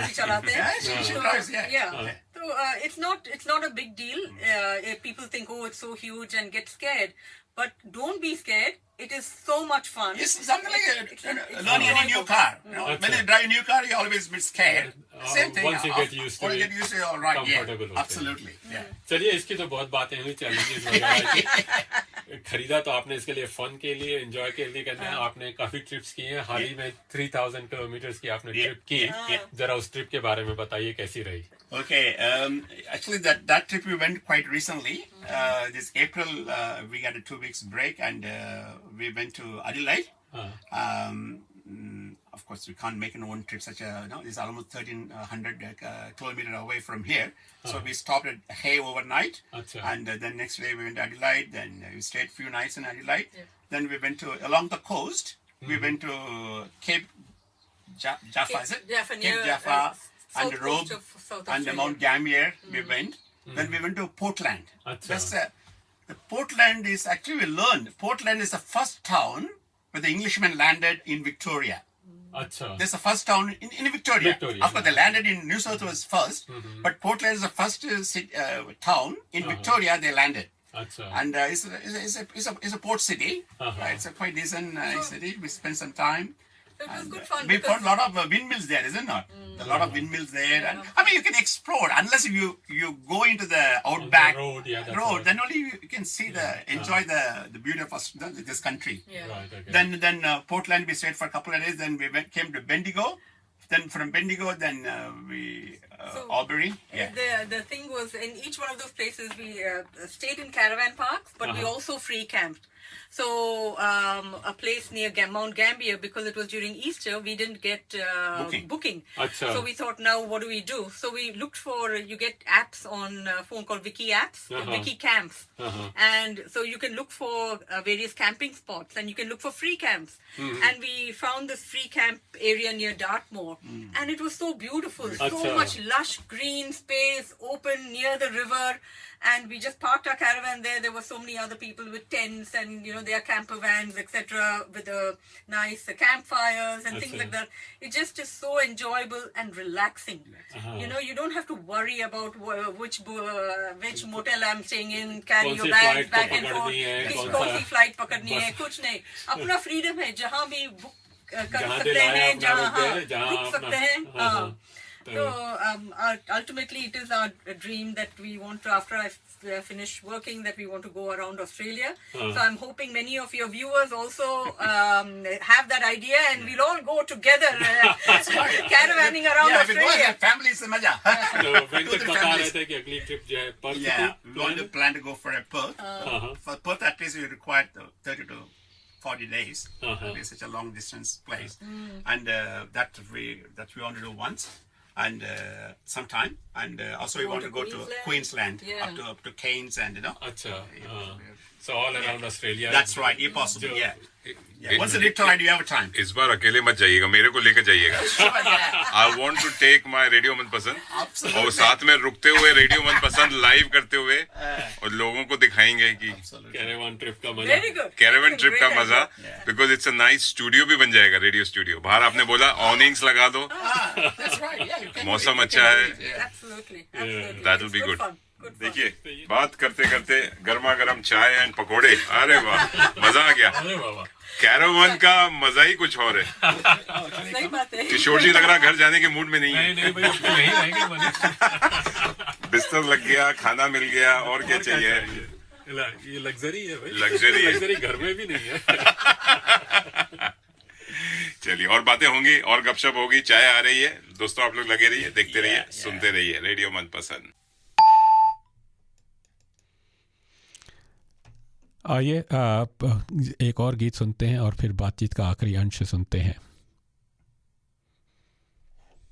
आपको सुना रहे हैं ये गीत film स्वदेश का, अगर ये गीत बज सके.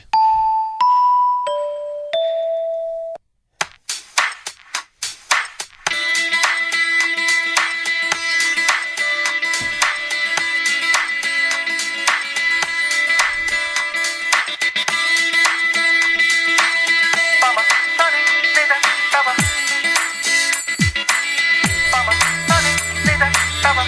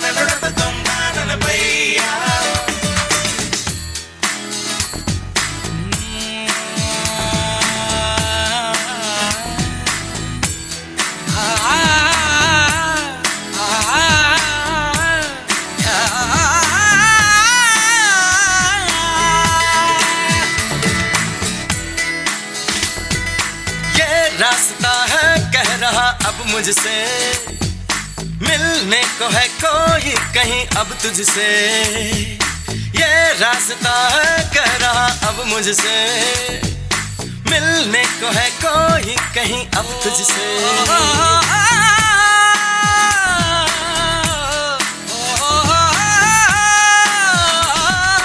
दिल को है क्यों ये बेताबी किससे मुलाकात होनी है जिसका कब से अरमा था शायद वही बात होनी है यूं ही चला चल राही यूं ही चला चल राही जीवन गाड़ी है समय पहिया आंसू की नदियां भी हैं खुशियों की बगियां भी हैं रास्ता सब तेरा तक है भैया यूं ही चला चल राही यूं ही चला चल राही कितनी हसीन है ये दुनिया फूल सारे झमेले देख फूलों के मेले बड़ी रंगीन है ये दुनिया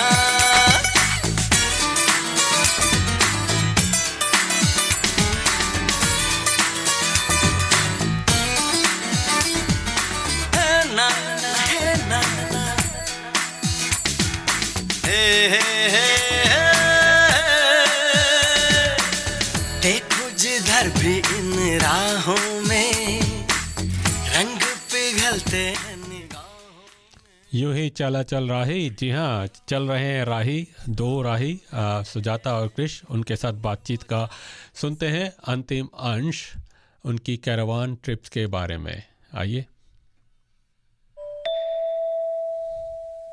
कैरावान की जिंदगी का थोड़ा सा लुत्फ उठाते हैं वेंकट और सुजाता के साथ सुजाता जी अपना चाय और पकौड़े और मिठाई सब कुछ लेकर आई हैं तो ये थोड़ी सी झलक दिखाने के लिए कि वो जब कैरावान ट्रिप होती है तो उसका क्या मजा उठाया जाता है ऐसे होता है हर शाम हर दिन एकदम अच्छा? मजा में चाय पकौड़े जो भी इंडियन है ग्रिल लगा सकते हैं फ्राई कर सकते हैं बाहर Cheers. और you don't have to only cook here हम बाहर भी गैस स्टोव है पोर्टेबल गैस स्टोव तो बाहर पूरा तड़का लगा कर खाना बनाते हैं रेडियो मनपसंद से ज्यादा तड़का यहाँ लग रहा है भाई वही मेरा मन कर रहा बस यहीं बस जाऊं तो जरा ये बताइए टिपिकल डे कैसा होता है कैरावान में आपका जो है See, I mean, once you go to the caravan park, you park your caravan park and then you take your car and कितना टाइम लगता है सेटअप करने में probably see initially it took more time because there are so many procedures to follow but now we know used to it we know what to do so now it's faster maybe 40 an hour 30 minutes 40 minutes 30 to 45 minutes we finished everything right okay then we can free to go so we take your car and go to the town is you reverse the car you unhook your car from the caravan then you have to make sure that it's all leveled so in case you need to increase or decrease you need to level it out and then once that's done there are some stabilizer legs that we put down so that the caravan doesn't rock too much and then we have an awning that we put out we take our portable chairs out you know apna picnic ka jo rugs hai wo sab karte hain and then attach the 240 volts and water and grey water no whatever you use the used water should go into a different pipe so we have a tube for that most of our caravan park we have that inlet to the grey water to go so you connect your grey water tube there Talking of the water, how do you clean the toilet? Okay, toilet is very important. It is an important question. Many of your viewers must be thinking toilet है कैसे clean करना है? उसकी बदबू जो आप यहाँ पे अगर बदबू होती है कैसे उसको avoid करते हैं कैसे? It's like a what do you call gasket or cassette? Cassette. Is detachable. You remove that one. Most of the caravan park is a dumping point, so you go and empty it. So they're talking about badbu and all that. So firstly, one rule is that we use it only for liquid waste. We do not use it for solid waste. Solid waste, Solid waste we try to avoid and use the caravan park site facilities, etc. But for each of the toilets, you also get a chemical that you put inside the cassette so that neutralizes the odor and also breaks down anything. So cleaning becomes easier. It's like in aeroplanes, your plane smell. That's Correct. right. Yeah, Yes. yeah, So it's the same thing. So we don't, तो हर तरह का इंतजाम है, ये भी इससे भी घबराने की कोई जरूरत नहीं है जरूरत किस तरह नहीं से है। मैनेज किया जाए। No. स्मूथ प्रोसेस है। We used for other purpose also toilet. I mean for the solid one. And- but, yeah. but very rare, we try to avoid. And in the cassette, there's a closure mechanism. So whatever contents of the cassette stay inside the locked, cassette, yeah. and you have a closer door flap mechanism which keeps it shut.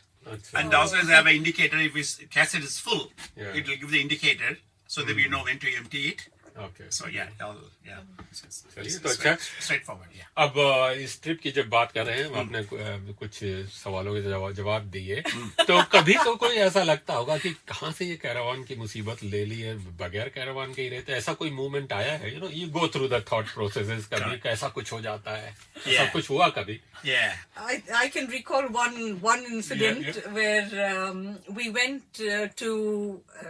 to the north. I think near Gosford we went north, and we were coming back, and we thought, oh, this looks like a beautiful place. Yeah. And I look in the maps, and I sort of constantly I say, oh, let's stop there, let's stop here. So there was another place that we thought, oh, it goes right near the ocean. Let us go inside and have a look. We turned, and I was navigating Venkat, and we were going in, and the road led us to this tight, small caravan park. We went inside the caravan park, but then to turn around, it became such a nightmare. We thought we were going to hit every car in the caravan park. That was a little bit scary. So I got down and I was just sort of navigating him out from that. And we asked a few people, move your cars out of the way because we couldn't do the turn in the caravan. That was one incident, but the first one, the first incident that we had was when we collected the caravan. So this was just the weekend before we went into lockdown, in COVID lockdown, March 2020. So we collected the caravan from Eden, and we booked a caravan park nearby so that we could stay there overnight, test it out, and then drive it back the following day. So we took it to the caravan park, and we, what all instructions he gave us, we were trying to follow those instructions and remove the jock wheel and, put all the legs following the instructions. But we obviously did something wrong. And the jock wheel, we took it out, and the whole caravan fell down. So can you imagine that? And this was the first time, and we were feeling so ashamed of ourselves. Embarrassed that we were thinking, we bought this new caravan, we don't even know how to use it. And we were looking around thinking, koi dekhe kya has rahe hain, kya karke. They were so wonderful. The caravan park was not full, so there was only a few people there. But they saw what happened. They came. They they helped us to take it back up, and they said no need to feel embarrassed at all. This everyone goes through something like this in life. Don't need to feel embarrassed. And they helped us. They put the jack and they lifted the whole caravan. And then we rescued ourselves, and we thought, oh my God, ye kya kiya hum log ne? But then it got only better after that. So we do have, once in a while, we do forget how to do the awning, or we forget how to do these. It happens. But then every time you learn, and it gets better. ये तो कुछ challenging हुआ, कुछ funny incidents भी हुए जब आप हंसते हंसते लोटपोट हो गए कि क्या कहाँ आ गए हम कैरावान में? ऐसा कुछ हुआ है? With this caravan, I don't know. Animals आते होंगे, you might see wildlife, kangaroos आ गए, koala आ गए, they all. We generally, when we're driving with the caravan, we try to get there before evening, before it becomes dark, because then to park the caravan in the dark and collect it up. Though it's got a reverse camera, but it's still better to avoid parking at night. Reverse parking is sort of mushkil, so always go before the sunset. But we did go to a place where a farm, and we parked it in the farm, and we get up in the morning. You said, what is a typical day in the caravan?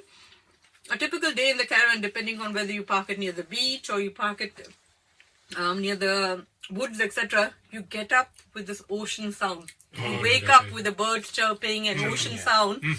and then you start your day. अपना coffee machine सब है यहाँ पर. So we have our coffee, then we go for a walk on the beach.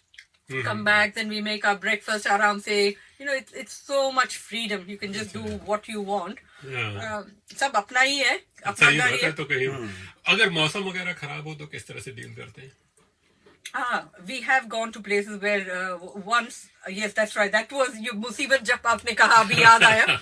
We went to a caravan park in January up in the north. I forget the name of the place, but we went with our children and they came and they put up tents outside.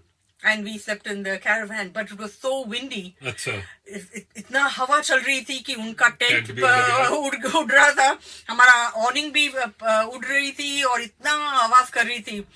Oh, that was one of those things that we thought, my gosh, what is this? How are we going to stay in this caravan? We had to buy something to tighten the awning. Awning, yeah. And the next day went to BCF and you get that tensioner.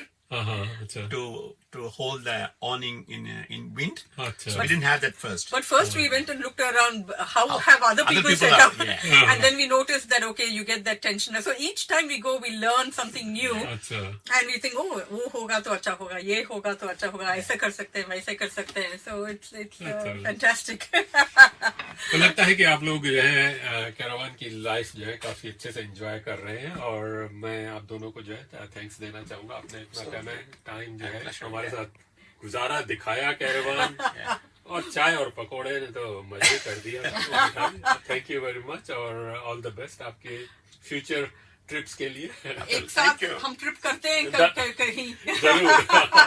We are happy to show anyone who are thinking of buying it, and we can share the experience, our pitfall, what not to do, what should do. So we can share the experience. We are quite happy to share. We had a few pitfalls, so we can share all that. Share all the things. Thank you very much. Thanks again. Namaste ji. Thank you for the opportunity. तो आपने ये सुनी बातचीत सुजाता और कृष वेंकट रमन के साथ. अगर आप इसका वीडियो देखना चाहते हैं तो आप YouTube पर हमारे चैनल पर देख सकते हैं. और फ़िलहाल आपको एक और गीत सुनाते हैं. उसके बाद बातचीत करते हैं एक और महिलाओं के ऑर्गेनाइजेशन आलो के बारे में.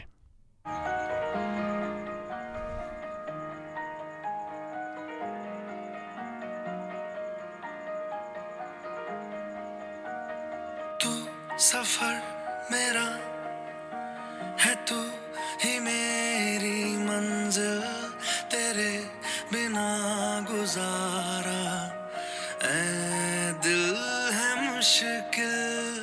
तू मेरा खुदा, तू ही दुआ में शामिल, तेरे बिना गुजारा ऐ दिल है मुश्किल.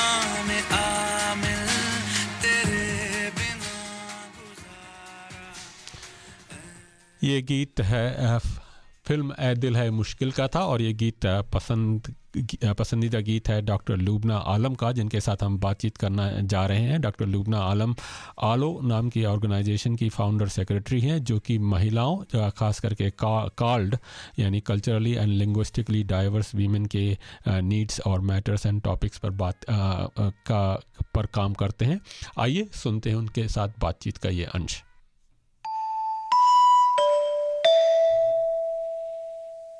हम अपने कार्यक्रम में समय समय पर महिलाओं के विषय पर तो बातचीत करते रहते हैं, वीमेंस इश्यूज पर, स्पेशली हमारी माइग्रेंट वीमेंस और हमारी कम्युनिटी के वीमेंस इश्यूज पर। आज भी कुछ ऐसे ही एक विषय पर बातचीत करने वाले हैं, एक ऐसे ऑर्गेनाइजेशन जो कि यहाँ पर जो हम कहते हैं culturally and linguistic diverse women's के जो इश्यूज हैं उनके बारे में काम कर रहा है। इस ऑर्गेनाइजेशन का नाम है ALO और इसकी सेक्रेटरी और फाउंडर डॉक्टर लुबना आलम हमारे साथ हैं आज यहाँ पर स्टूडियो में। उनके साथ हम बातचीत कर रहे हैं। डॉक्टर लुबना, आपका स्वागत है इस कार्यक्रम में। I know you do not speak Hindi, but I think you understand Hindi very well and a big fan of Hindi movies. So it's fine if you speak in English. Welcome to the program. Thank you, Kishor ji, for having me. So as you said, I do understand Hindi. I love, I'm a big fanatic, Bollywood fan. So, but if it's okay with you, I'll speak in English. So. No problem. That's fine. Our program, as I said, that it's in English, Hindi and English. सबसे पहले तो जानना चाहेंगे आपके बारे में, Dr. Lubna, if you can give us a brief introduction of yourself. So, I am an associate professor at Deakin University, Melbourne, but I'm based in Canberra, so I live in Canberra. I've actually always lived in Canberra, so I'm a graduate from Canberra University, and then I worked in Canberra University for 14 years, and then recently I moved to Deakin University. And other than that, I'm a mother of 2 daughters, and they're both now, 20 and 13 years old. So, आपने बताया कि आप Deakin university में associate professor हैं information systems में। आप में ये वीमेंस इश्यूज के बारे में कब से पैशन शुरू हुई और कैसे शुरुआत हुई और क्यों, जरा उसके बारे में भी थोड़ा सा बताएं। I think it started actually when I took this job to Melbourne, because that was the first time I sort of didn't prioritize my family, because as I said, I am based in Canberra. But then I thought of my career growth, and I thought it's time for me to take the promotion and move to Melbourne. And around that time, I thought about this woman from our culture mostly, we never prioritize ourselves. We are always thinking about others' wellness. So there is this invisible barrier I think we have around us, and this barrier is not visible to others, but we feel it, as a woman coming from this culturally background, that you cannot do this, you cannot do that, this is the best you should be, we are always boxed into something.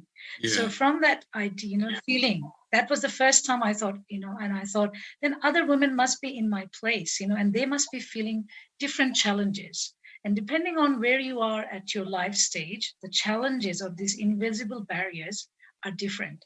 So that's when I thought that let's have this, these women issues, let's have a more open discussion. Let's bring them out to the fore and encourage women to have self-care time, and prioritize their needs as well as, family needs and the society. So that's how I think ALO sort of came about in my mind. Then, of course, we all know that culturally, linguistically diverse women have many different challenges, we face. There is stigma around working women. There is domestic, responsibilities. Also coming into Australia, we don't have Australian experience, and we, suffer at workplaces in leadership roles. Then we obviously lack financial literacy. Sometimes we also lack, healthcare management in Australian context. So I thought we could have this organization which could, if you like, provide this knowledge and work as a conduit and empower women with knowledge so they can flourish in their lives. तो आपने जो इन issues की बात करी, अक्सर हम सभी सोचते हैं उसके बारे में, लेकिन करने वाले बहुत ही कम होते हैं, लेकिन आप आगे बढ़ी and then you started doing something about that. That's where I believe ALO started. जरा आलो के बारे में बताइए, what does it mean और किस तरह से इसकी शुरुआत हुई, और उसके बारे में थोड़ा सा बताएं. Sure. So ALO is a Bengali word. So it means knowledge, light or knowledge. So our motto is knowledge to empowerment. So as I said, we came, when I was thinking about this, a few passionate women. So we have a group of volunteers, about 7 to 10 women who are working towards this goal as well. So we came together, and interestingly, in 2019, we had an International Women's Day celebration. Organized by this set of women, ALO team, that's what you can call us. So when we did that, we saw tremendous response from the community, and we thought that women do, crave for this type of engagement when in a safe environment, in a woman surrounded by cult women, they can engage in these conversations and also at the same time have some relaxing time. So that's through that event, if you like, and our following conversations with the community, we decided to then incorporate ALO. So in 2020, we got incorporated as an organization, because without an organizational entity, it's hard to make an impact. It's hard to go for grants, and have some policy, if you like, implications as well. So that's how we came about. So ALO is a non-profit organization based in SET at this stage. So it's a fairly new organization. If we say it's only 2 years old, how the journey has been so far, and आपको मालूम ही है कि और भी organizations भी हैं इस area में काम कर रहे हैं, and how is ALO different from that, और अब तक के क्या achievements रहे हैं? Very good question, because when we started, we thought about this. There are other organizations doing similar work, but there's not many that focuses on cult community, especially from South, East Asian community. So we thought that there is a possibility. And if you really understand our culture, right, we try to flock together with our own kind. And that's where we thought, okay, probably a need from Bangladeshi community to come over, come. But then when we started to work, we obviously broadened our goal, and we cover every, cultural community, as long as you're not, you're either born overseas or you speak a language other than English. So that's how it started. But at the heart of ALO, though, we do work with most of these organizations. So we have collaborative, relationships with them. So multicultural community organizations like Canberra Community Women's Forum, then IAC, one of your Indian organizations. Then there is IWIN, there is MAC. So we are very much in connection, collaboration with them. We also connect with services based in SET as well that provide specific services to women's need.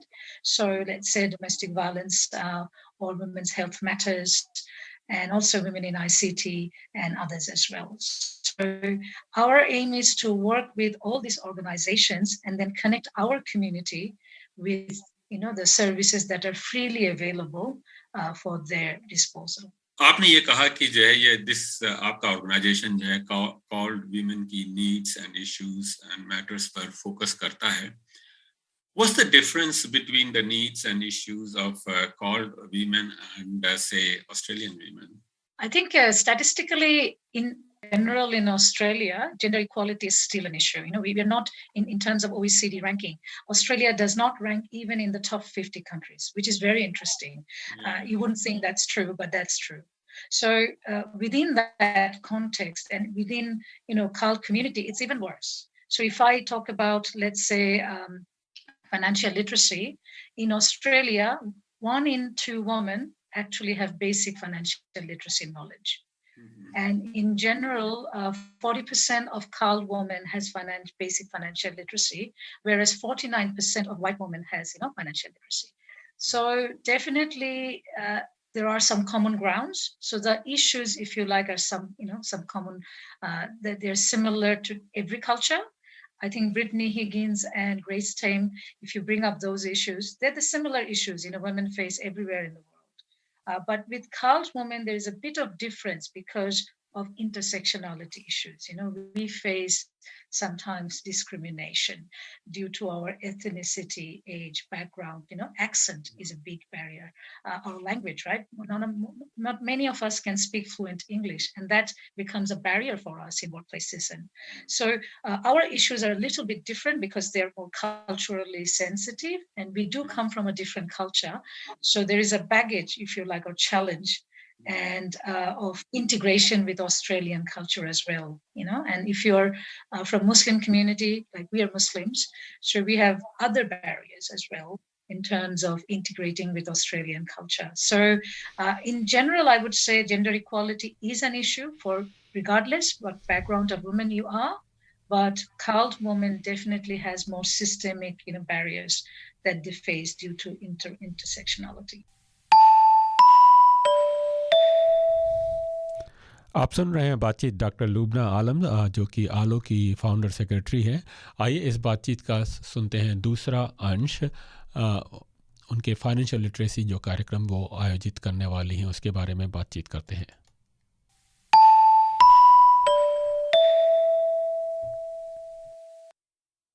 इसमें जानना चाहूँगा कि अब तक yellow के कौन से programmes होते हैं इन इश्यूज और नीड्स को एड्रेस करने के लिए?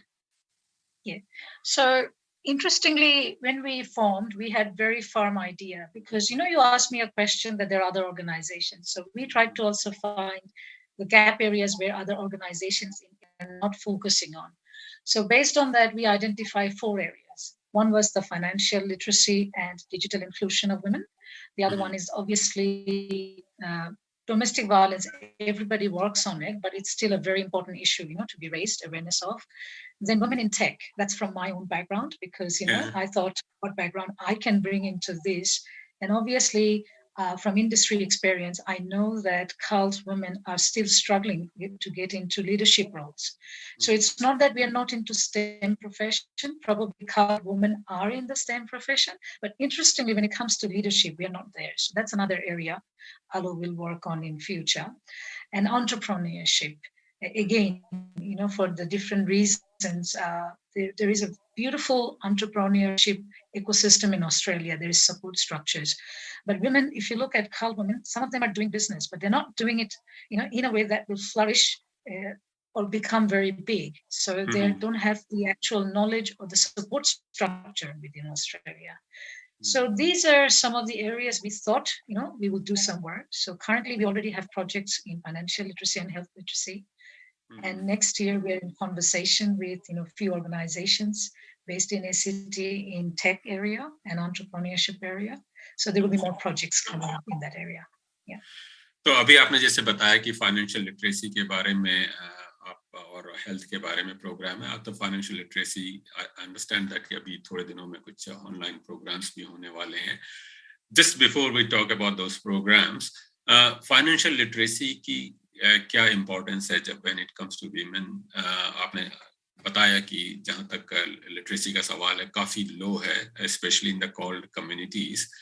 And how does it impact upon women then if they are not financially literate? Many ways, women get disproportionately impacted by lack of financial literacy. If I give you a bit more statistics, in terms of intimate couple relationships, women faces more economic abuse than men. So women face, let's say, 15%, but men faces 7%. So that's double. So and in a relationship. Then also, if you think of domestic violence, obviously, we don't really think about domestic violence in terms of economic abuse, but that is the interesting stats that is out there, that the prevalent form of domestic violence is actually economic abuse. And women from culturally, linguistically diverse background are probably more vulnerable. And the reason being, because from a very young age, we are actually programmed, to not think about money and depend on our male counterparts. So just take for me an example, when I grew up, my father used to look after the money matters, right? When I got married, it was my husband. And interestingly, it is still my husband, who looks after the money matters. So that's when I thought of that, it's very important for women to be financially independent because of, otherwise women will stay in abuse relationships. They will face coercive control from their partners. And in general, if you think about young women, if they want to achieve whatever their dream is, it's very important for them to be financially independent. So we don't talk a lot about financial literacy. We actually use the word financial well-being. And we define financial well-being as a woman who understands basic, finance. They know how to do banking. They understand they have to save up a little money for, emergency. They also need to understand they need to think about their future and retirement, and for some women, they can even go farther, and think about investing and being, having a passive income and that type of thing.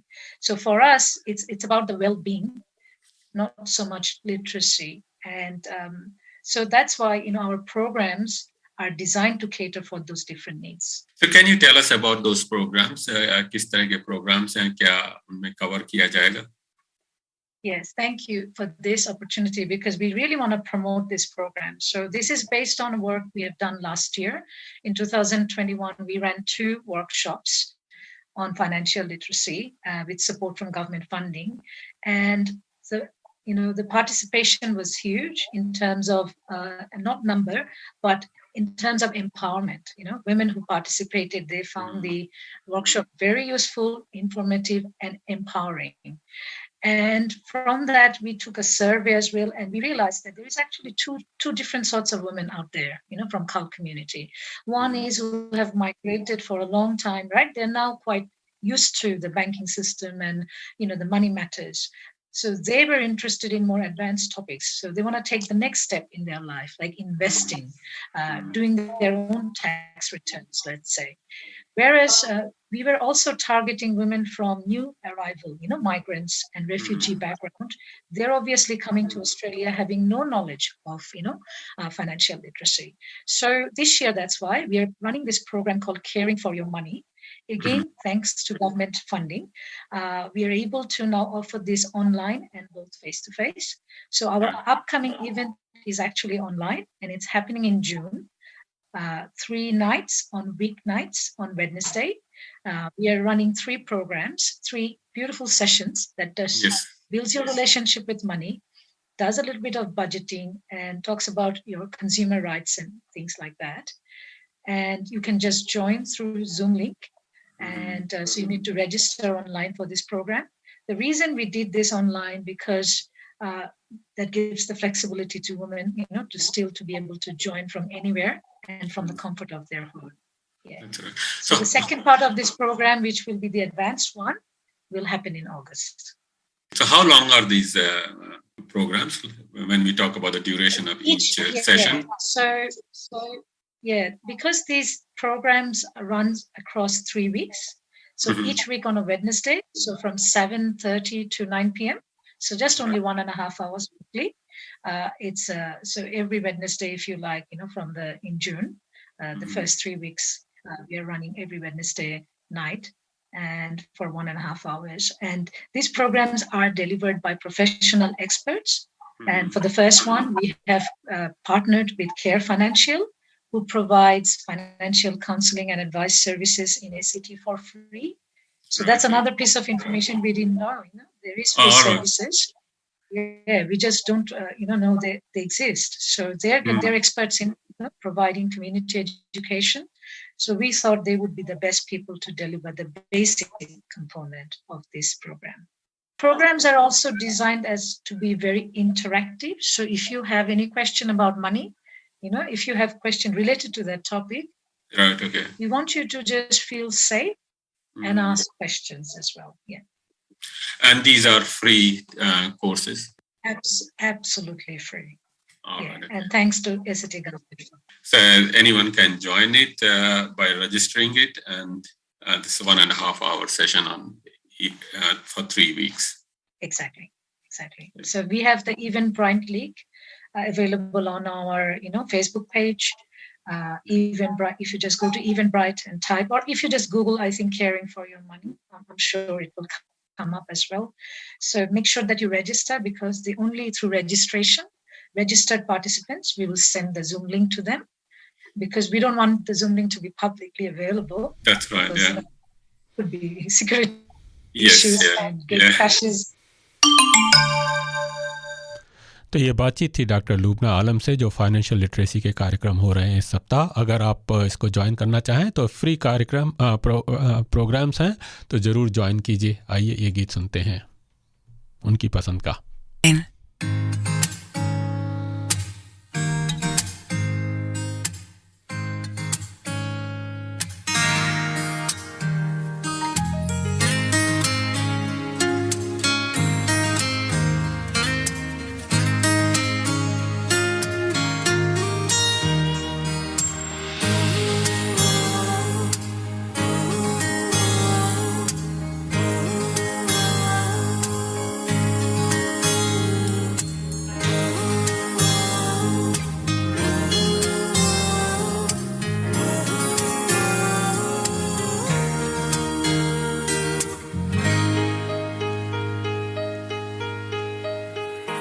ऐसा देखा नहीं खूबसूरत कोई, जिस्म जैसे अजंता की मूरत कोई, जिस्म जैसे निगाहों पे जादू कोई, जिस्म नगमा कोई, जिस्म खुशबू कोई, जिस्म जैसे महकती हुई चांदनी, जिस्म जैसे मचलती हुई रागनी, जिस्म जैसे के खिलता हुआ एक चमन, जिस्म जैसे के सूरज की पहली किरण, जिस्म तरशा हुआ दिलकशो दिलनशी, संदली संदली मरमरी मरमरी।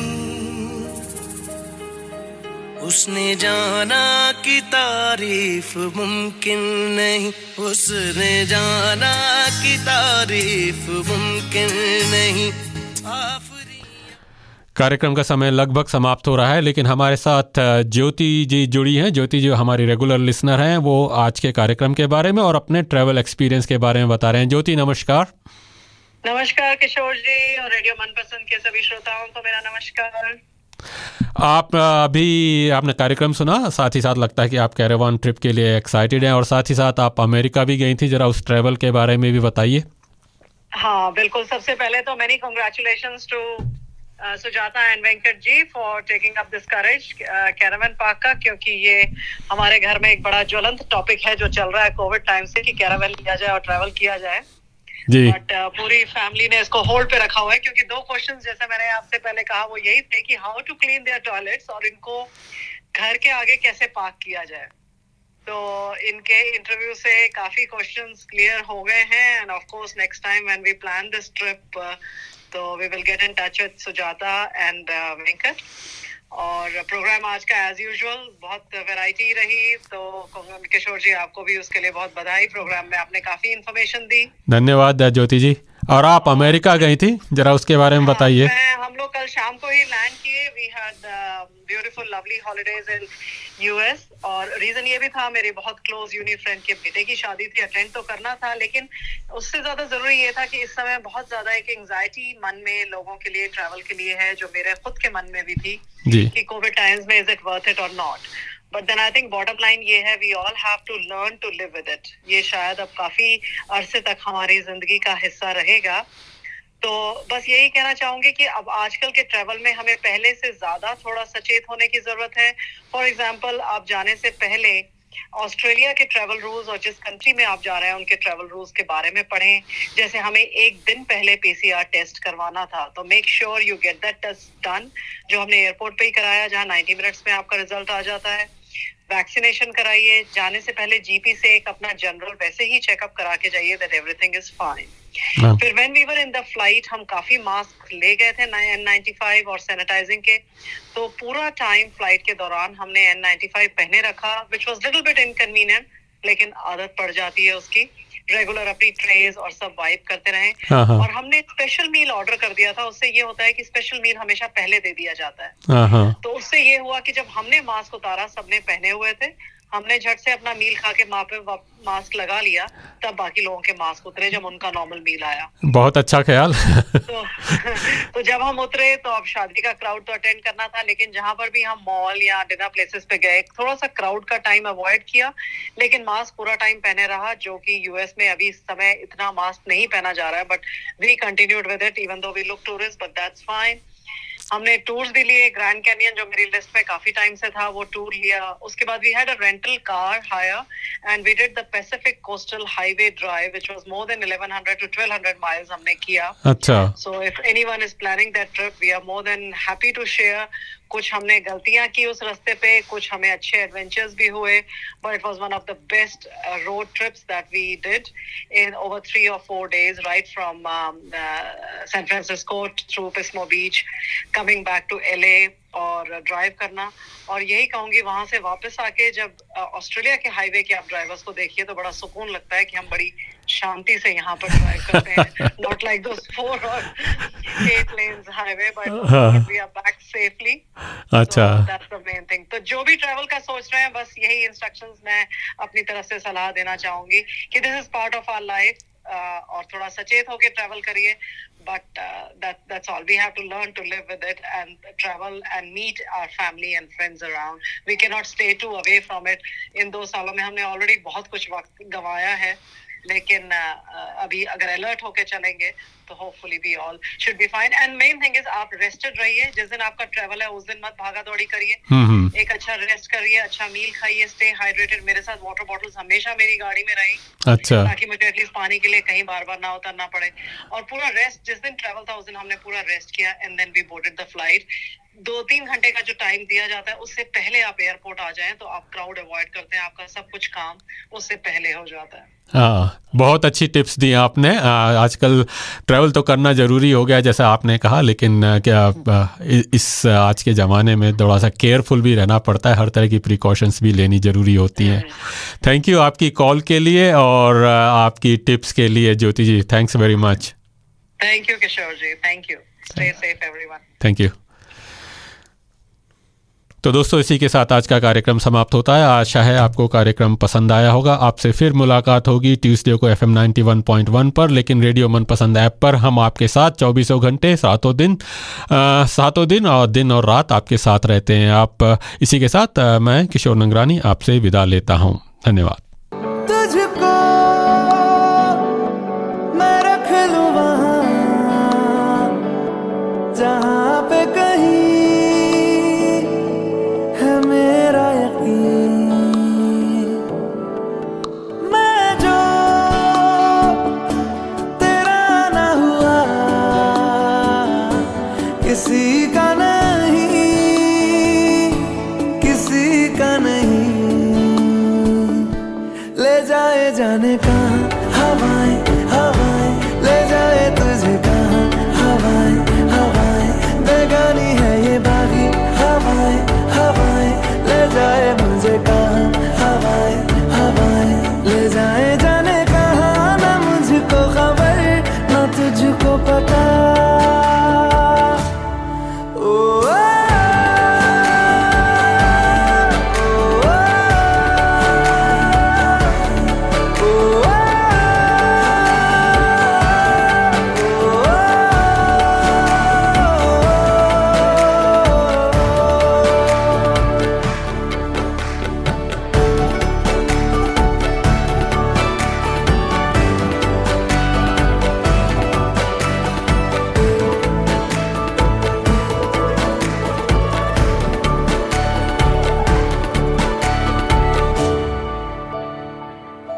बनाती है जो तू वो यादें जाने संग मेरे कब तक चले, इन्हीं में तो मेरी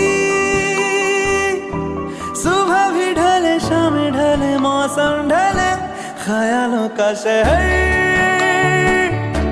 तू जाने तेरे होने से ही आबाद है। हवाएं हक में वही है आते जाते जो तेरा नाम ले देती है जो सदाएं। हवाएं हवाएं न जाने क्या बताएं, हवाएं हवाएं ले जाए तुझे कहाँ, हवाएं हवाएं ले जाए